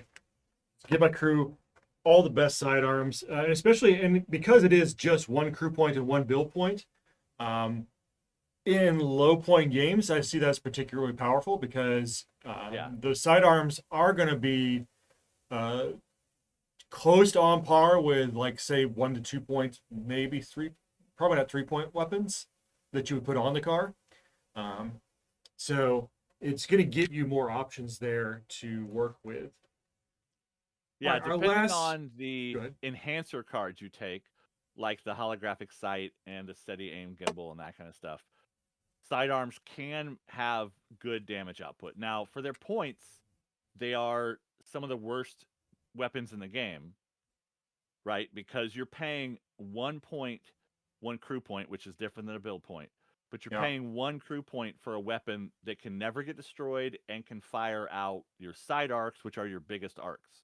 So they're pretty good weapons, but they are limited in their maximum damage internally on the card. But there are ways, like we talked about, like Vandal, like other things, to add more and more and more dice to those. And having that weapons locker means that if you don't have to just take the one grenade and hope to be close to people. You can take Right. a sidearm that reaches out farther, that can use the steady aim gimbal and some of those other bonuses, and then also have that grenade when someone is right up on top of you to do the maximum damage with a sidearm. Yeah. All right, so that covers all of our upgrades. So last category is the accessories. And these are kind of just everything else that you might put on your car that does a thing. Um, Yeah, the biggest difference here is these are on the sides of your car. These are accessory, yeah, not like upgrades. They don't yeah, these are, hide. you know, they go on a side. They are part of your build. They go on your car, on one of your facings. They all can take damage. Accessory is a damage result on the internal damage cards. So these are all things that can get destroyed, and so people may be targeting specific things sometimes if they get really annoyed by them. And they are half of the damage deck. So 3 of the 6 cards have accessory Have armor. accessory as an option. So we're Yeah. going to start off with, we're just going to go in order. I've got these low to high, so we're just going to do that. And then we'll add in, actually, let's do the two new ones first, and then we'll go into the rest of it. So for one of these is from Gonzo Gear, and one of these is from Sonic Strike.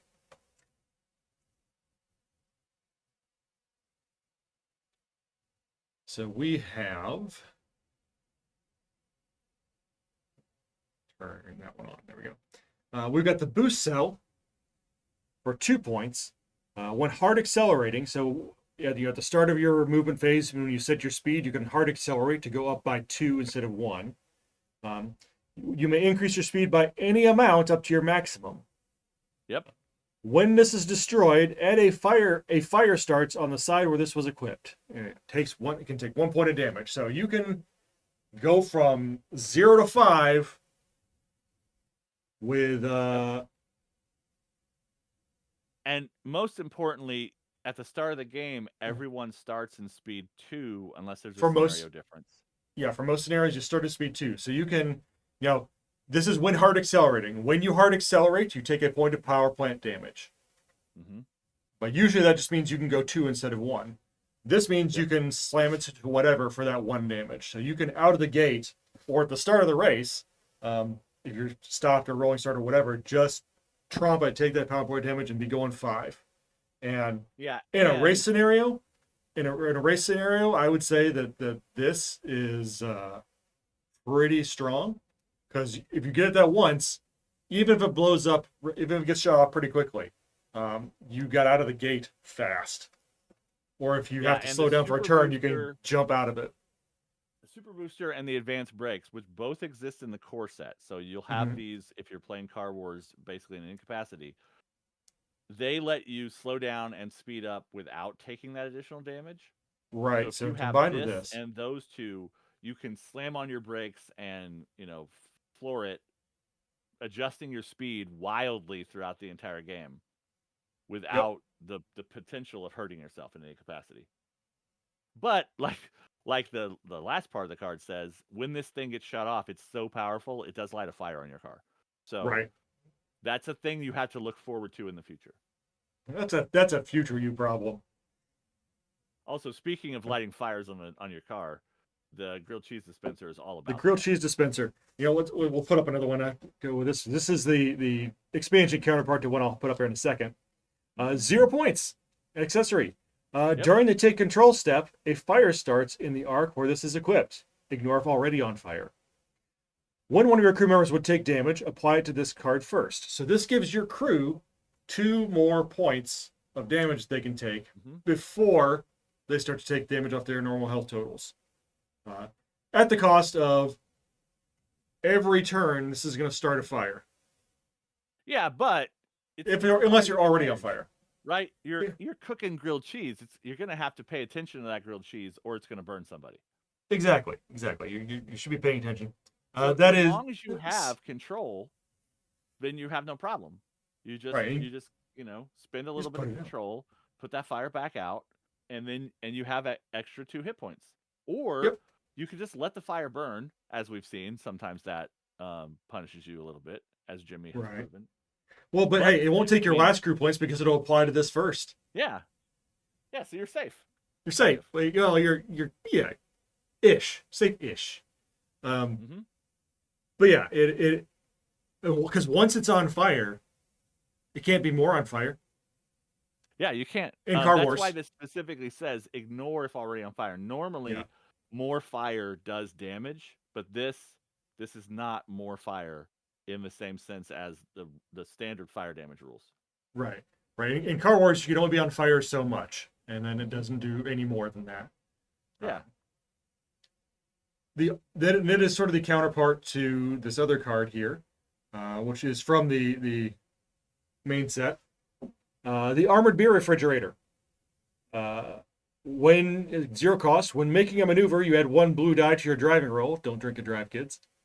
Yeah. Or This adults. card this card specifically instructs you that drinking and driving is dangerous. Yes. But when one of your crew members would take damage, you apply it to this card first. So it is another 0 point crew protector with a cost to it.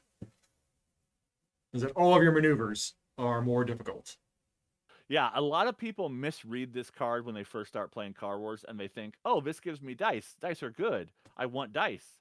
But you don't want dice in maneuver rolls. You would love to make maneuver rolls with 0 dice in them. But and also keep in mind that blue die has no wrenches. So this card cannot hurt your tires. It can only hurt your control. Right.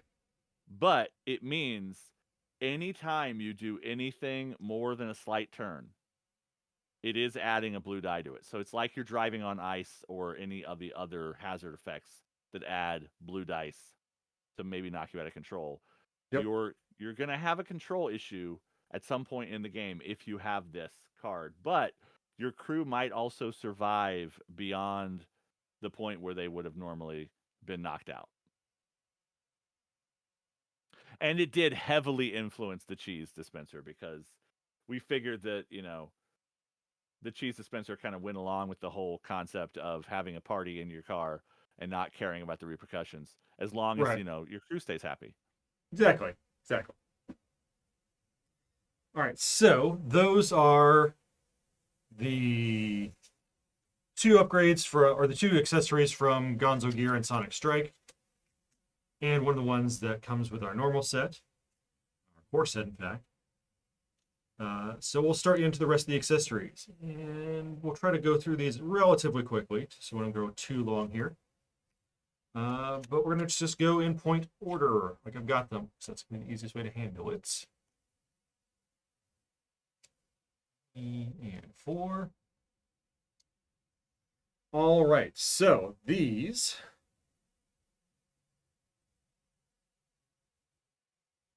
are the autopilot.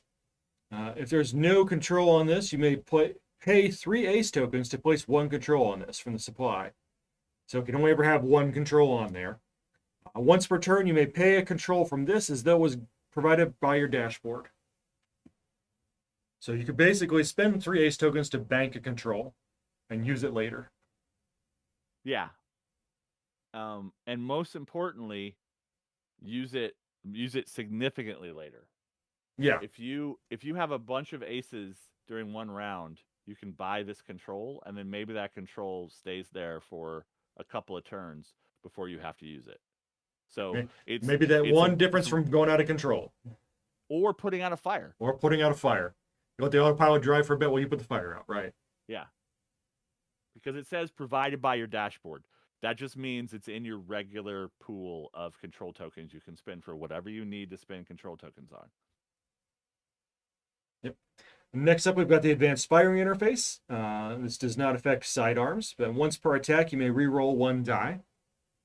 This is one of my favorite cards in the entire game because it's just very useful. For 1 point, it's super useful, especially if you have bad dice luck. It applies to every mounted weapon. So if you bring flamethrowers, machine guns, whatever, this is just making them better. Unless you just roll amazing every time you roll, right? If your first roll is great, no shields in your rolls, whatever, no wrenches when you have a non-wrench weapon, you'll never get any use out of this, but you have the luck that no one deserves. So I like this one because it's pushing your average on every dice roll up on damage every time until it dies. And if you put it like I said earlier, on the back of your car under a structure, it'll usually stick around for most of the game. Yeah, that's always a concern with any of these, is making sure they stick around to get used as long as they can. Yeah. Next up, we have the advanced brakes. We talked about these. You take 1 ace token during the take control step, and you ignore tire damage from hard braking. Has to go on the back of your car. Notice that restriction there. But it basically, gets rid of that penalty for the hard brake. Excuse me. Yep. And this is one of the couple of ways in the game to slow down really fast. So yeah, if a hard brake lets you slow down by 2 instead of by 1 during your adjust speed step. If you're really worried that you're going to wreck, whether that's because someone ended up in front of your car during their movement and you don't think you can survive a collision with them, or there's a wall coming up, or whatever, this is one of those ways to slow down more than you would normally be able to slow down in a safe capacity. So because you can always do that. Handy. This just mitigates the damage from doing it. It's just this is paying 1 build point to never take that tire damage the rest of the game until this gets blown off. And it has 2 durability as opposed to some of the other accessories that do these kind of things. So it will stay in the game a little bit longer when it gets shot at. As long as someone's not just riding your tailgate and firing there. Yeah. All right, next up we have the aerodynamic fairings. These are 1 pointers. You ignore 1 wrench result when making a maneuver at speed 4 or 5. So just keeping some tire damage at bay at high speeds for 1 point. Now this one's interesting because speed doesn't apply tire damage in general. It's the difficulty of turns that applies tire damage. So you can be going speed 1 and do a 90-degree turn, and this won't help you at all. But generally, driving fast is dangerous, and this is mitigating some of the danger of driving fast. If you're maneuvering, so it can be worth it, especially if you're using some of the other cards we've looked at that say you want to drive fast for other reasons or damage and danger mitigation from other sources. This is another way to stack, just making it safer to drive fast. The autopilot there. All right, next set.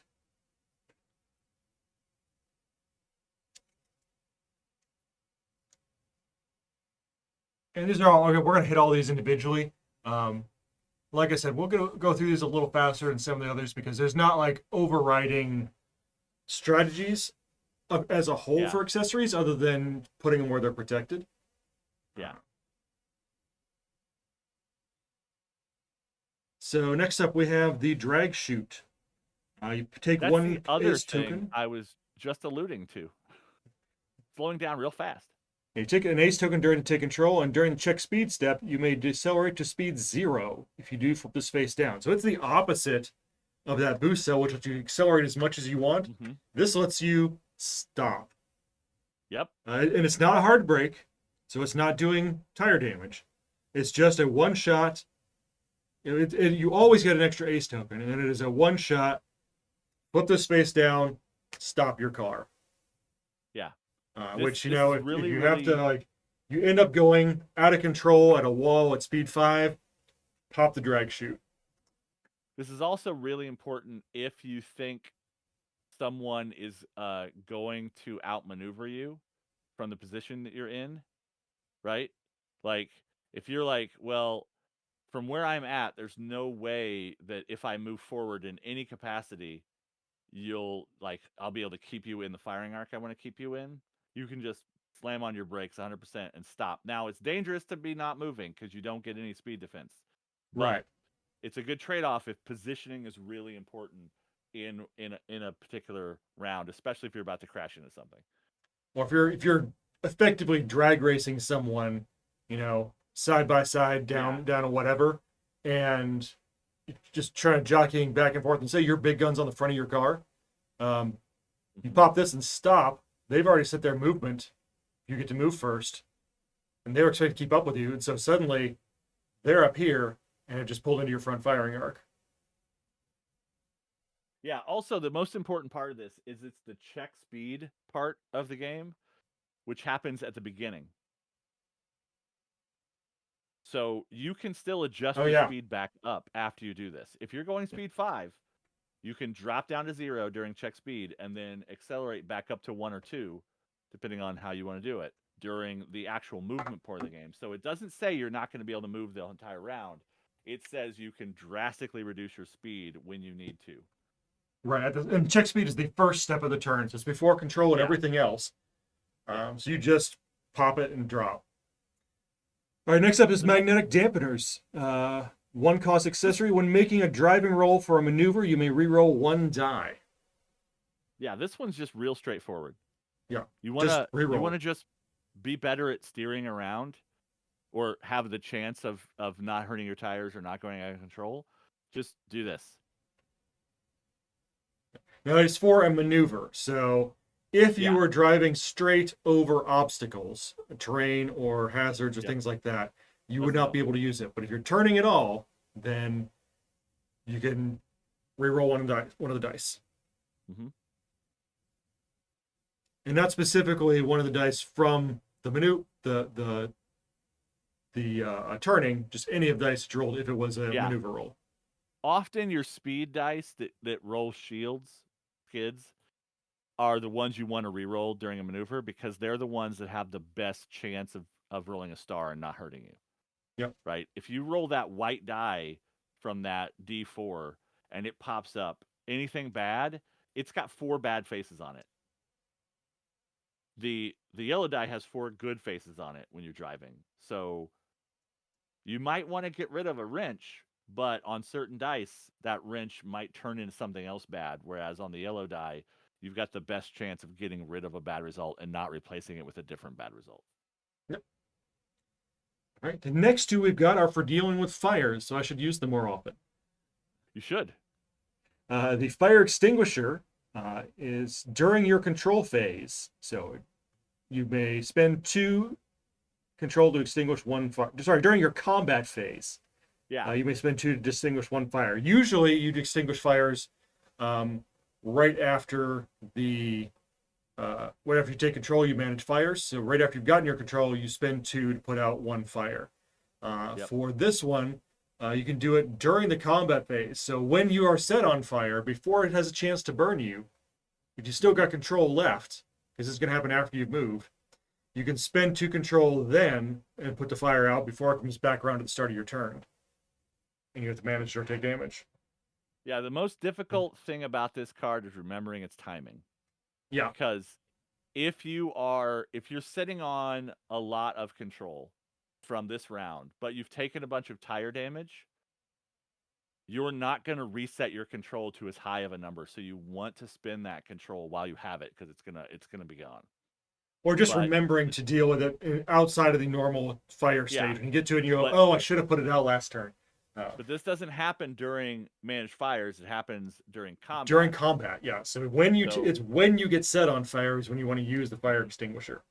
If yep. you forget, then there's the automatic fire extinguisher, fire suppressor. Yeah, I like the automatic one better because I don't have to remember it. So during the managed fires step, when a fire deals damage to any side of your car, apply the damage to this card instead and extinguish that fire. So this says, during the normal phase, don't even spend the control to put it out. Just let it do the 1 damage. This will soak it and put it out automatically 3 times during the match. It is a limited use compared to the other one, which works every time. But you have to spend control for that one. As far as this one it's just going to happen. Yeah. And always remember, when you're stacking cards, since the damage deck says damage 1 accessory, if you have 3 accessories on a side, you can pick where that damage goes. Yep. So maybe that fire extinguisher is absorbing damage that would be knocking out your targeting computer or your brakes or whatever. So accessories have multiple uses than just what's printed on them because of the way damage gets allocated during the game. Yeah. So if you've, for example, taken the fire extinguisher because your buddy always runs fire and he doesn't one time, well, it can still soak other accessories. It's still absorbing damage when accessory comes up on the damage cards. All right, next set. We've got the radar detector, which is real good for me. 1 point, you get 2 defense rerolls each time you're attacked. Yep. Just every single time, 2 rerolls for defense. Now you have to have dice. You got to be in control and have dice. You don't have to be in control. You need to have dice. Usually means you need to be in control. Some defense source, whether that's speed when you're in control, or structure, or other cards. Like Rhino, the driver just gives you a black defense die all the time. So as long as you have some dice to re-roll, this is a great card. Just don't put it on a car that you're going to drive too fast and be out of control and not have any other defense die sources. Your Possum Airless Tires car might not be the one for the radar detector. All right, next up we've got the power plant superconductor. During the adjust speed step, so right before you start moving, instead of adjusting your speed normally, you may set your speed to 5. If you do, flip this face down. So this differs from the boost cell in that this just moves you to 5 straight out. Yeah.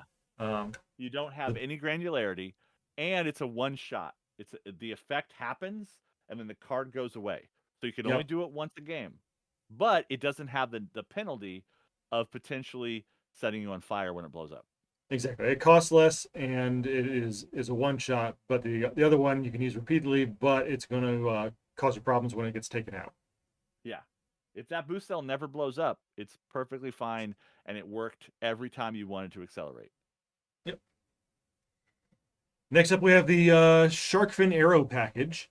Once per maneuver, you may add 2 blue dice to your driving roll, which makes it harder. If you do, extinguish 1 fire on your car. So if your buddies like to use fire a lot, and you don't want to buy a fire suppression system, you can just install the arrow package, and then any maneuver you make, you can choose to add 2 blue dice to it, and if you do, you put out a fire. And that's, if you're going speed 5, that's 5 maneuvers a turn, potentially. Yeah, and maybe those blue dice both roll stars, and it doesn't hurt you at all. But it's 50-50 on them. It's the chance of trading control during the movement step to put out a fire. Right. So you use it then instead of up front, and you have a chance to lose the control, but not a guarantee to lose the control. And usually it would cost 2. So even if you fail, even if you roll both skids on that. That's the same cost. That's normal fire putting out cost. Yep. As opposed to if you roll any less than both of them rolling shields, then you've gotten out cheaper on putting the fire out. Yeah. For 1 point. And it's not something people are likely to target specifically most of the time, and take 2 damage. You can stick it anywhere you want, and it will survive at least one attack generally because it can't take both its hit points in one roll. So the odds of it applying at some point during the game are good, and it's another 2 points of damage mitigation somewhere on your car. Because the other thing you got to keep in mind when I say the accessories on those cards, if you don't have an accessory in that spot, you skip to the next result, which means that damage just rolls through to something else. So this and a lot of times the next result is crew. Yeah, this might be taking damage that a weapon would take, or that your power plant would take, or something else. And then lastly, we've got the regenerating brakes. Regenerative brakes ignores 1 skid when making a maneuver at speed 2 or less. Yep. So if you're driving slow, this is going to keep you in control because it's not re-roll. It just ignores one control loss when you're driving slow. So it is if you're not a speed demon or late game. Yeah, it's a guaranteed safety thing.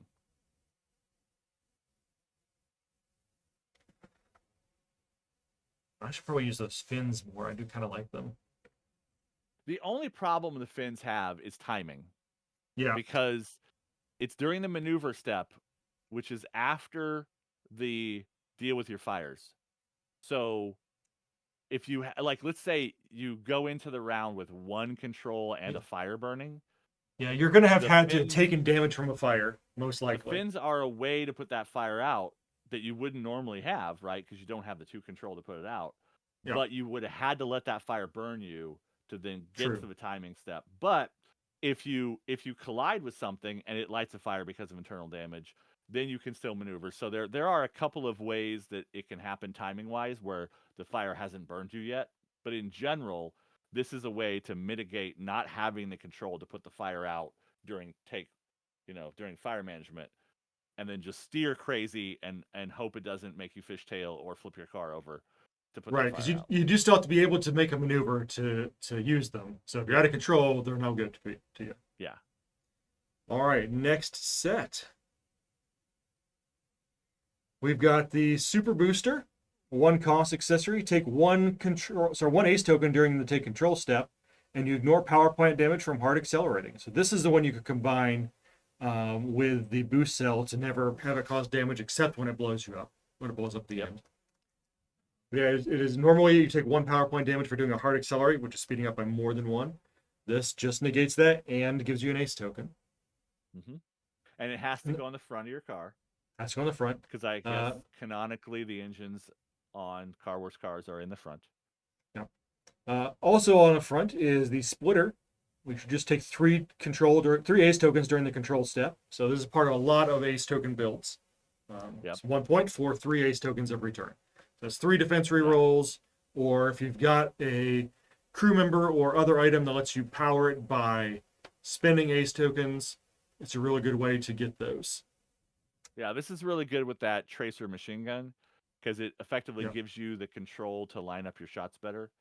Yep. And if you have a couple of different things to spend these ace tokens on, then this is just more fuel for all those options. Yeah. So if you're using a lot of those items, this is a pretty good 1 point thing to put in your car. Next up, we've got the target computer, which we use in most of our demo builds for people. Yeah. This is a very popular thing. It doesn't affect sidearms, but you may add 1 blue die to 1 of your attacks each round.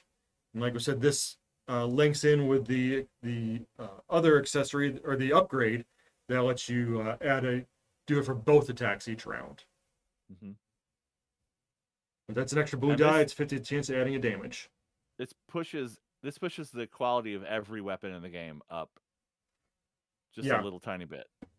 So it's real good especially for throwing in on lower point builds where you already have constrained damage space in the first place, and you add that, and you maybe get in a crew member that adds up with your attacks, and suddenly, your weapon attacks are adding their normal thing plus 2 more blue dice or 3 more blue dice. Yeah. Like the light machine guns roll 2 black dice, which almost always score wrenches. Right. If But you if you add add this two and more, confetti, then you're pushing the damage potential of that 2 up to a 4 every time you fire it. And it's flexible. It only applies to one of your attacks, but it applies to either of your 2 attacks as long as you're firing with mounted weapons and not sidearms. yep. All right. Lastly, we've got the spoiler. So again, this is for the front or back of the car. You can take 1 control during the take control step, and when you would lose, 1 ace during the take control step. When Yep. you would lose 1 control as the result of a driving roll, you may instead spend 3 ace tokens, and you can repeat this. So for every Yeah. 3 ace tokens you spend, you can ignore losing a control token. Yeah, so the splitter and the spoiler are a good combo to keep you in control because you're Right. going to get 4 ace tokens for free. So that just gives you 1 control mitigation. And if you do some maneuvers, you'll get some more ace tokens. So if you do a maneuver to gain an ace token, but that maneuver would cost you a control, you can then spend that ace token immediately to negate that control loss. So it's uh, a lot of these ace additive cards are built around the concept of giving you more control by letting you trade aces for controls with your spoiler. Yep.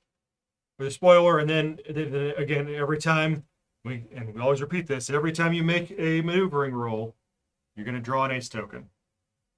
Yep. Every single time. Anytime you do a slide or more than a slight turn, you gain an ace token as part of that thing. So if you're going speed 5, you have the potential to get 5 ace tokens, but you also have to make 5 maneuver rolls, which could cost you any number of controls. So Right. I probably wouldn't do all 5 to speed 5. not unless you absolutely have to, like avoid a wall or get your last gun pointed at somebody and that kind of thing. All right. Home stretch. We have the radar jammer. 2 cost accessories. So we're finally getting up into the 2 costers here. You add 1 green die to each of your defense rolls. Straight up. Really good Yeah, defensive card. and that green die is not an amazing die, but it is there It's all the got time.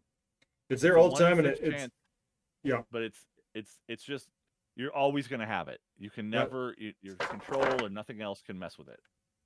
As well as long as that accessory exists. Yes.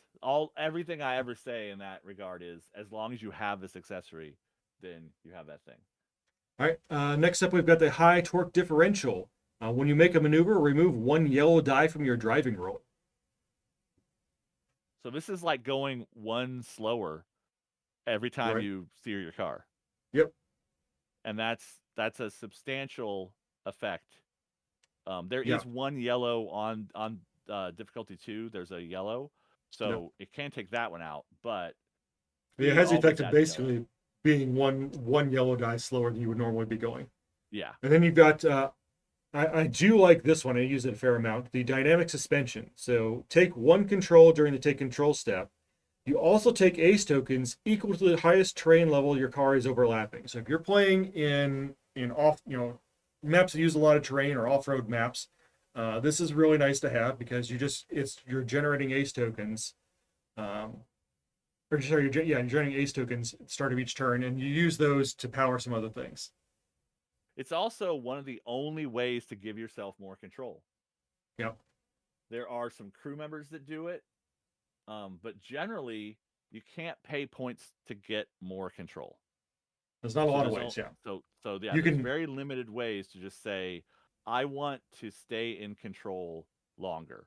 you can get things that let you mitigate control loss, but this just gives you an Yes, extra one. but just adding to your pool is not something that's common. Yep. And some of those drivers that do it, it's a dice roll to see if it happens. Yeah. Yeah. So it's not guaranteed. This is a guaranteed bonus control no matter what your tires and your speed look like, as long as you have this. Now, it only has 1 durability, so it might get blown right off your car. But if you're playing on, like Jimmie said, if you're driving across the desert, put this on your car, and you'll stay in control more and be harder to hurt / other things that ace tokens will do. All right, lastly on here, we've got the rugged suspension. When you roll 3 or more skids as the result of a driving roll, you ignore one of them. So this makes your failures a little less faily. Yeah.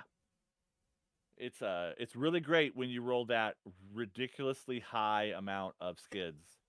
Right, you're going speed 4 and you're doing a turn, and every die comes up with a skid. Then you at least get to knock one of them off. Yeah, but it does only work when you roll 3 or more. So you've got to Yeah. fail pretty big to get that one to do anything. All right, we're But down that to means, the. I mean, that's a D1 at speed 2, right? Like there's chances for that to happen all the time in the game. Yeah, there are. It's just you're not, the odds say you're not going to do that very often, but But like we said earlier, if you're one of those people that thinks your dice hate you, maybe you always put that on your car. or if you're in an arena where there's a lot of oil slicks and things going around, or a lot of Uh-huh. mud and stuff, then yeah, sometimes you just want that. Mm-hmm. All right, last two. We have the Thundercat battery. This one I know Randy likes to use a lot. It is 2 points. Once during your movement phase, you may spend 1 control and 1 ace to drive straight 1 car length. Front only. So this lets you go 6 in a turn. Yeah, it doesn't make you speed 6, so you don't get a No. bonus defense die. Sorry, it if makes you go really 1 need more. to But if you're cover going, ground, yeah, if you were going it's great. speed 5 already, it's 6. Or at any point on your turn, you're like, oh, I misjudged that. I wish I could go 1 more. You Mhm.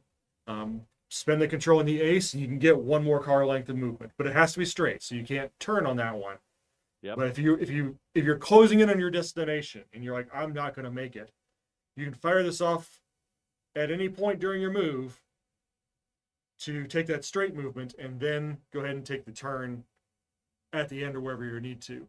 So you can decide which movement point you kick the Thundercat on and shoot that one forward. And unlike other cards in this kind of genre, it doesn't hurt itself. It works. It spends your control and ace, but it Yeah. works every round. So if you really want to just move a bonus space every round, and especially if you have a way to generate ace tokens without doing maneuvers, then this is a really, really good card to have. Especially if you're playing a ramming build and you realize that your max speed is 4 right now because of tire damage or whatever, and someone is 5 movements away. This is that way to guarantee that you get that ram in when you want to get it in. Now, again, it does not add to your speed. Yeah. So it does not change the speed you're going, doesn't change the number of dice you're rolling for maneuvers or anything like that. Yeah. It just gives you 1 extra segment of straight movement. Mm-hmm. Last card is the supplemental power cell. Sorry. 2 cost. Once per driving roll, so per roll, you may convert 1 wrench to a skid. You may take tire damage to increase your power plant by 1. If you do, flip this face down. So once a game, you can burn this out and take tire damage and heal your power plant by 1. Which this may be the only thing I've seen that can actually make your power plant go back up. This is one of the very, very few ways to heal yourself, even like scenario play and stuff. There's almost no ways to get your power plant healthier because it is your overarching hit points. And we didn't want you to ever be like, well, I lasted 4 times longer than necessary because I effectively had, 28 hit points on my power plant. Right. But this one's trading tires, which is, keep in mind, max speed, control, those things, to stay in the game longer. So if you do get hit by a really big attack early on that goes straight to your power plant and you have 10 tires, then this is a really good way to trade that. And it protects your tires because it lets you trade wrenches for skids, which is tire damage for control loss.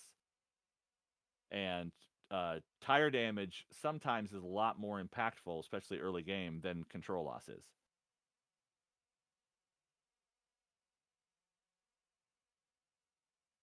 All right. That is, we actually got through all of them. Yeah. So that is all of our. We didn't go into we didn't pull up every structure card, but we cover the concept of those. We went through all the upgrades, we went through all the accessories. Hope you guys found this useful. They're basically these are where a lot of the little synergies can lie in the game, or Yeah. a little extra side things, or a little extra counter mechanics you can use against people. So this is where a lot of the nuance comes in behind just the driving fast and shooting part. Um, is your defensive stuff, and then the little tweaks of like, okay, but if I can manage a little of this, I can have more ace, and I can power this, so I can have these other things that I can do while I'm driving around, or being able to like get that extra movement speed forward, or boost my speed up and slow down on a dime, or sort of things. Yeah. Um, a lot of different And stuff through there. you can only have one driver, right? Like if you see a Right. perfect, oh, if I had both these drivers, like right, you can't have two drivers. But there are builds that have like, 6 different accessories that are all kind of adding to a thing that your driver might also be adding to get you this really specific bonus in driving or in shooting or in defense or whatever. Yeah, you So can it's you can it's basically theme your cars pretty heavily to yeah. specific mechanics with these things. Or just in general be more flexible. Like you can be, all right, I'm going to Mhm. take one of the hidden weapon systems, and I'm going to take the two things that let me speed up or slow down on a dime. So I can be where I want. I can Thundercat battery, and I can pop up this thing at a minute's notice if I need to. Like you can just be super flexible in your build with the right combination of things as well, instead of Yeah. hyper focusing on one thing. Yeah, I tend to put the super booster and the brakes on my car a decent amount because I want the chance to go to speed up a lot or slow down a lot without it costing me anything in the game just Right? You before the game. just take the build points instead of the Because in-game costs. sometimes mid game you'll be like, "Oh, I really wish I could slow down a little bit more, but my tires are too beat up to pay for it." But Yeah. with those cards, then you don't have to worry about anything in the game You're, being a trade-off. you're flexible by two every time instead of one. It just widens Yeah. that space each time. I think we covered all that we need to do for there. Yeah. The We're going to be closed. Office is closing at the end of the week here. We'll be out for Christmas. We'll be back in the new year. So if you are trying to get a hold of us, you won't until about January 2nd. Our Yep. warehouse staff is shipping orders, but Monday was the deadline for anything that was going to get there by Christmas. And then no orders going to ship next week, as we're going to have people out on vacation with their families and such. Uh, this should cover be the last of our deep dives for a bit, because we've covered all the core main concepts in the game. If you want to look back at the playlist, this is in or will be in once I put it up tomorrow on YouTube. We covered movement, collisions, drop damage, weapon types, and now this. So that a lot of the core concept we've gone into kind of like analysis, why they were designed the way they are. So if you're just seeing this one, go back and check out the other ones. It'll give you a lot of insight into how we designed this and ways to use a lot of these things in your builds. I want to thank Will for being here with us on this stream. Yeah. I want to thank you guys for joining us this week and every week. And we will not be on stream next week. Obviously, we'll be out for Christmas, and we're not going to be back on January 2nd. In the new year, we are going to put a pause on the SJGames Live weekly stream. We're going to be reworking how we do some of our video stuff. So we will not be back on schedule in the new year. Watch for news from us to see what we're going to do with stuff after that. But right now, you won't see us again regularly, probably at least in January, while we work some stuff out and recalculate how we're going to do all of these things. But we've enjoyed having you guys here. We love having you around. It's not the last you're going to see of us. We just might be in different formats and stuff. So, anything else to talk about, Will? Nope, that's it. If you were interested in any of those Sonic Strike or Gonzo gear cards, they are both available Oh at yeah. your local game store or favorite place to order stuff online. And some of the existing cards have been repackaged in other expansions, and the last 4 of those are coming, like we talked about, in the new year. So soon you'll be able to buy tuck box expansions for all the cards that have existed in Car Wars up until this point as opposed to hunting down other expansion packs that were designed for 4 players worth of cards and that kind of stuff. There is, let me grab one other link to share here.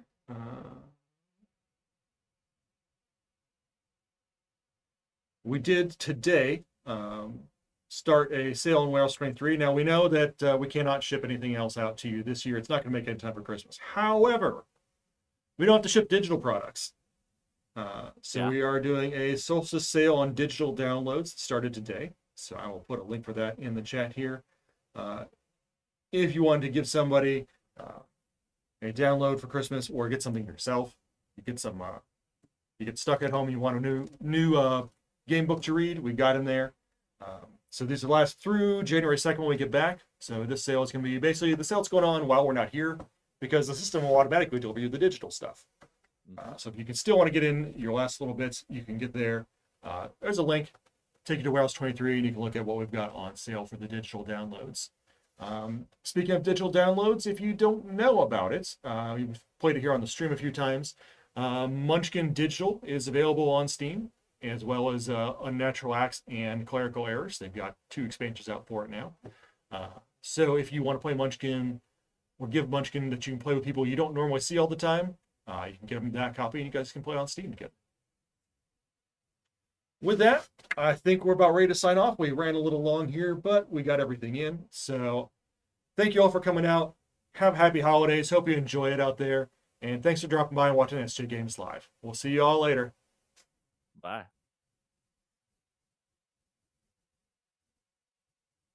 And you'll have to pay with me while I find the outro stream because I didn't find that one.